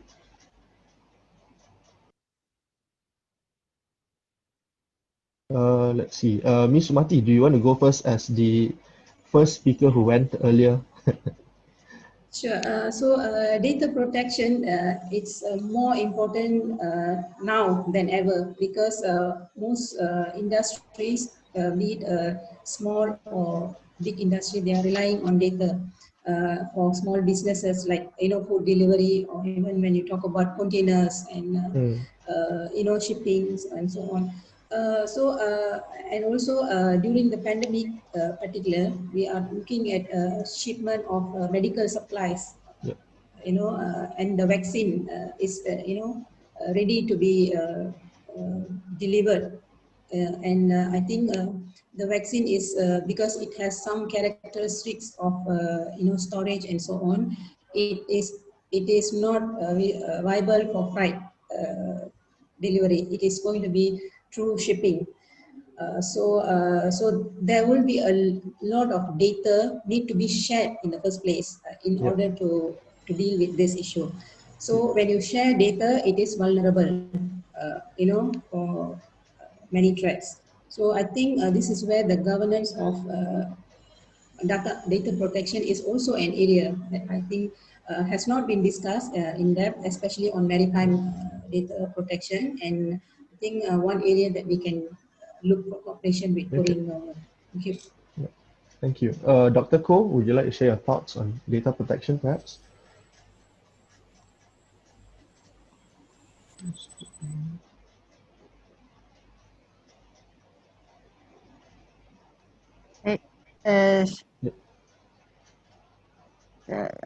I would like to give us some other comments on my presentation regarding the other related issue, because I make a very short presentation and considering the time limitation. Yeah, actually, is many of the Korean companies and Koreans, they have less knowledge about Malaysia compared to Vietnam or Indonesia. That's why I showed the investment trend from Korea into the other 3 countries compared to the FDI into Malaysia. So I think it's both of countries, the government and the private sector needed to expose the Malaysia to the Korea. So then they have to know how to leverage the Malaysia is a relative position among ASEAN, then which make it help, which make Malaysia easily become the hub of ASEAN, because Malaysia has a lot of competitiveness in terms of location or connectivity, the upgraded infrastructure and a talent pool, but many of the Korean private sector, they don't have those kind of in-depth knowledge about Malaysia. So I would like to say that, and then give us some more, they can grab the more chances to use Malaysia as a real hub of ASEAN. So that's why I showed the K-Water and Swingby, because those companies, they would like to expand their market with Malaysia together into the neighbor countries in ASEAN. Yep. Yep. Thank you, Dr. Koh. Yeah, I think highlighting the gap in knowledge from the Korean side about what's the potential in Malaysia is quite interesting. I think that's the offer maybe Dr. Fahmi should be taking heed of, for being the only industry player on this panel, right? Okay. Yeah. Moving on. Dr. Lee, can we hear some of your thoughts about data protection? Perhaps share, because Korea is, data protection is a very important issue, and the private issue can be another important issue. And in the case of the data protection, anyway, the smart city concept is some kind of interconnected and collaborated a lot of different fields of data together in one site. Therefore, it is very important to protect the data. In Korea, we have some kind of isolated system in the case of the center to protect the data and to protect some, the private data, the protection. It's a kind of the privacy issue. Therefore, only the center can use their own network in there. So the outside, some people cannot access to the center's data, center's network or center's data. Only the governments or some kind of the police station or fire station, some kind of the public, the organization can access to the center like that. Therefore, we do not have a lot of problem about the protect the data. However, the problem is that the sharing data can be another issue, because we protect too much about the data. So we are still considering about how to balance this data protection issue and data sharing issue. So currently, we consider that we protect too much. Therefore, we try to, the Korean policy is to share the data nowadays.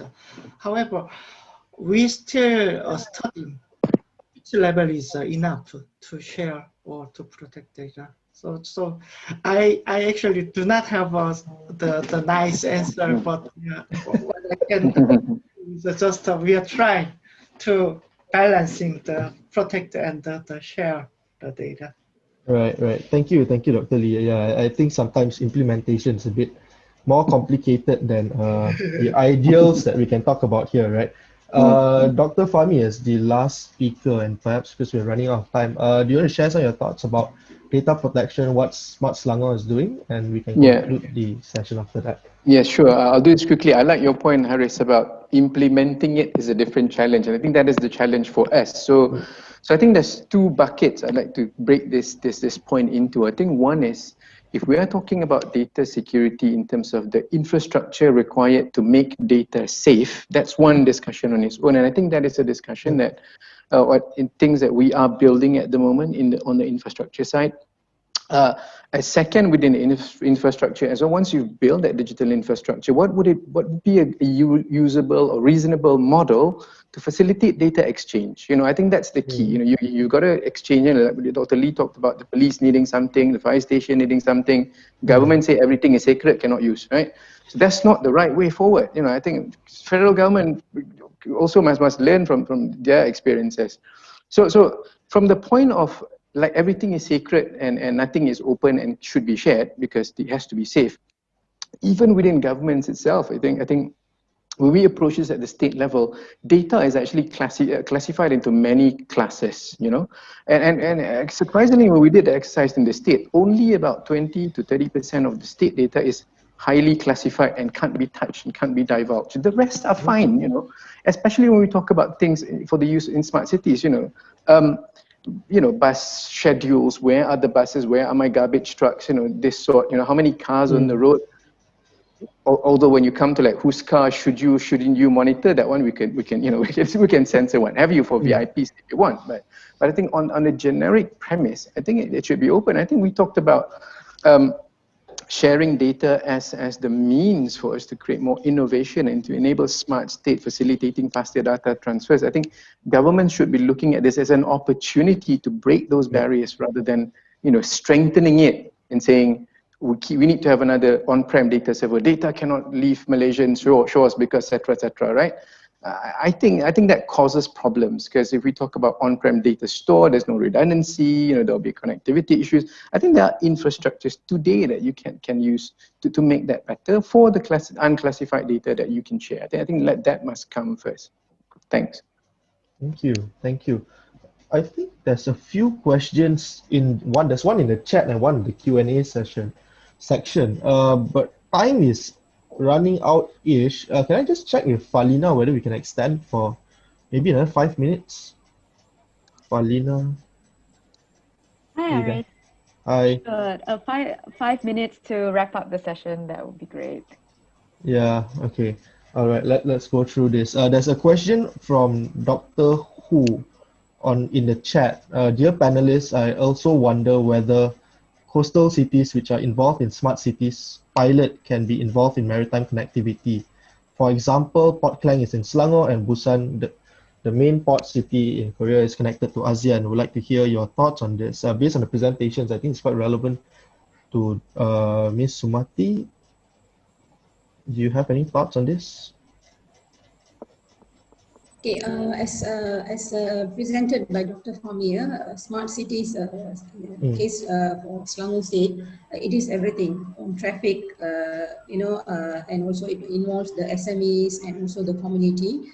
But maritime connectivity there's a huge potential because it involves the businesses, and many private sectors can participate.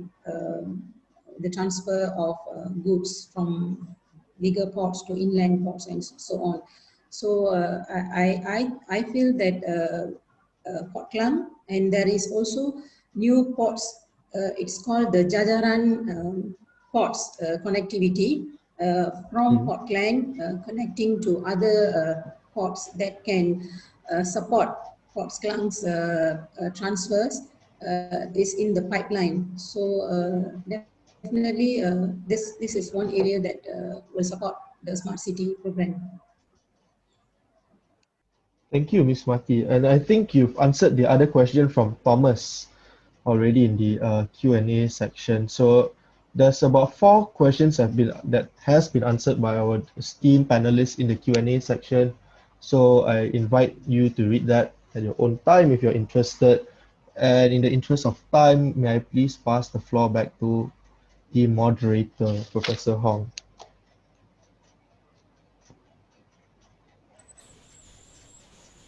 Thank you so much. Thank you, the presenters and the discussant and the audience.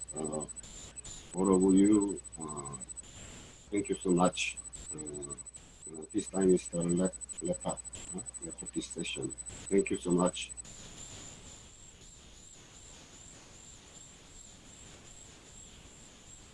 Thank you, participants and panelists, for the great discussions in the second session of the day. Distinguished guests, ladies and gentlemen, we have reached the end of the Mask Network event titled 60 Years and Beyond, Preparing Malaysia-Republic of Korea Relations for a New Era. To close the program, we invite His Excellency Lee Chi-bom, Ambassador of the Republic of Korea to Malaysia, to deliver the closing remarks.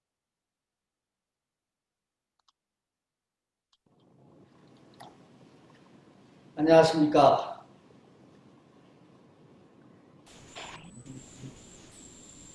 Thank you, Director Alijan Mahadi. Many thanks to all the speakers and participants for the insightful presentations and wonderful discussions today. Today's Mask Network webinar was indeed a very valuable opportunity for serious discussions on ways to further strengthen the cooperation between Korea and Malaysia, as well as Korea and ASEAN. Your feedback on the new Southern Palace Cross will help to further elaborate the strategy and identify specific cooperation projects. I would like to once again express my sincere gratitude to the Mask Network and the ISIS for the successful event today. The new Southern Policy is a continuous evolving process to build a stronger partnership with ASEAN and the countries in the region. It is not aimed at any particular outcome or a goal in itself. Therefore, the success of the new Southern Policy process strategy hinges on the active participation of the countries involved. Malaysia is a key partner for the NSP Plus, as it was always played a leading role in the region. Malaysia has already made a significant contribution to the NSP, most notably in the recent seminars, book launch, and publication of Focus Magazine special edition by ICS, as well as the policy research by the Institute of Malaysian and International Studies of the National University of Malaysia earlier this year. This input received much attention and appreciation in Korea. I believe that they have already had considerable influence on shaping the strategy for implementation of the NSP Plus and will continue to do so. Likewise, I am confident that today's discussions will also prove to be very useful and meaningful. The Korean government greatly appreciates the enthusiasm and support for the new Southern Policy that you have shown today. We look forward to engaging in interactive two-way dialogues and cooperating with Malaysia and other ASEAN members for our shared mutual goals. Distinguished participants, in the coming new year 2021, COVID-19 will probably continue to pose the greatest challenge and dominate the headlines throughout the world for some time. Many anticipate that we will witness a return to multilateralism in order to combat COVID-19, especially with the new administration in the United States. Many also expect the new Biden presidency to reinstate the pivot to Asia strategy of the Obama administration. In any case, it seems very certain that the importance of Malaysia and ASEAN will continue to grow and be greater than ever. Even with the development and the distribution of COVID-19 vaccine, the pandemic's impact on the world will remain with us for some time to come. Malaysia and Korea have both managed the COVID-19 situation relatively well since the early days of the pandemic, and thus are considered as model cases for the rest of the world. I strongly believe that both our countries will lead the world once again in the fight against as well as recovery from COVID-19. I urge all of you to take part in our great journey ahead to bring Korea, Malaysia, and ASEAN even closer together, hand in hand, in a renewed friendship for a new era. The Korean Embassy will always be there with our friends from Malaysia. Thank you. Terima kasih. Thank you very much, Your Excellency. We wish to now invite Mr. Shariman Lokman, Fellow Foreign Policy and Security Studies and also MAS Network member, to deliver the closing remarks on behalf of the Chief Executive. Thank you, Farlina. It is my honor to deliver the closing remarks on behalf of my Chief Executive, Mr. Herizal Hazri. Mr. Herizal has been called for an urgent meeting in Putrajaya, and he regrets not being able to close this event himself. The key message that he would like me to convey is that he is deeply grateful to the Embassy of the Republic of Korea, especially Ambassador Lee, for their kind support for this event, as well as the Malaysia Scholars on Korea MAS Network. ISIS Malaysia would also like to thank the various moderators and speakers for generating ideas to enhance Malaysia-Korea relations.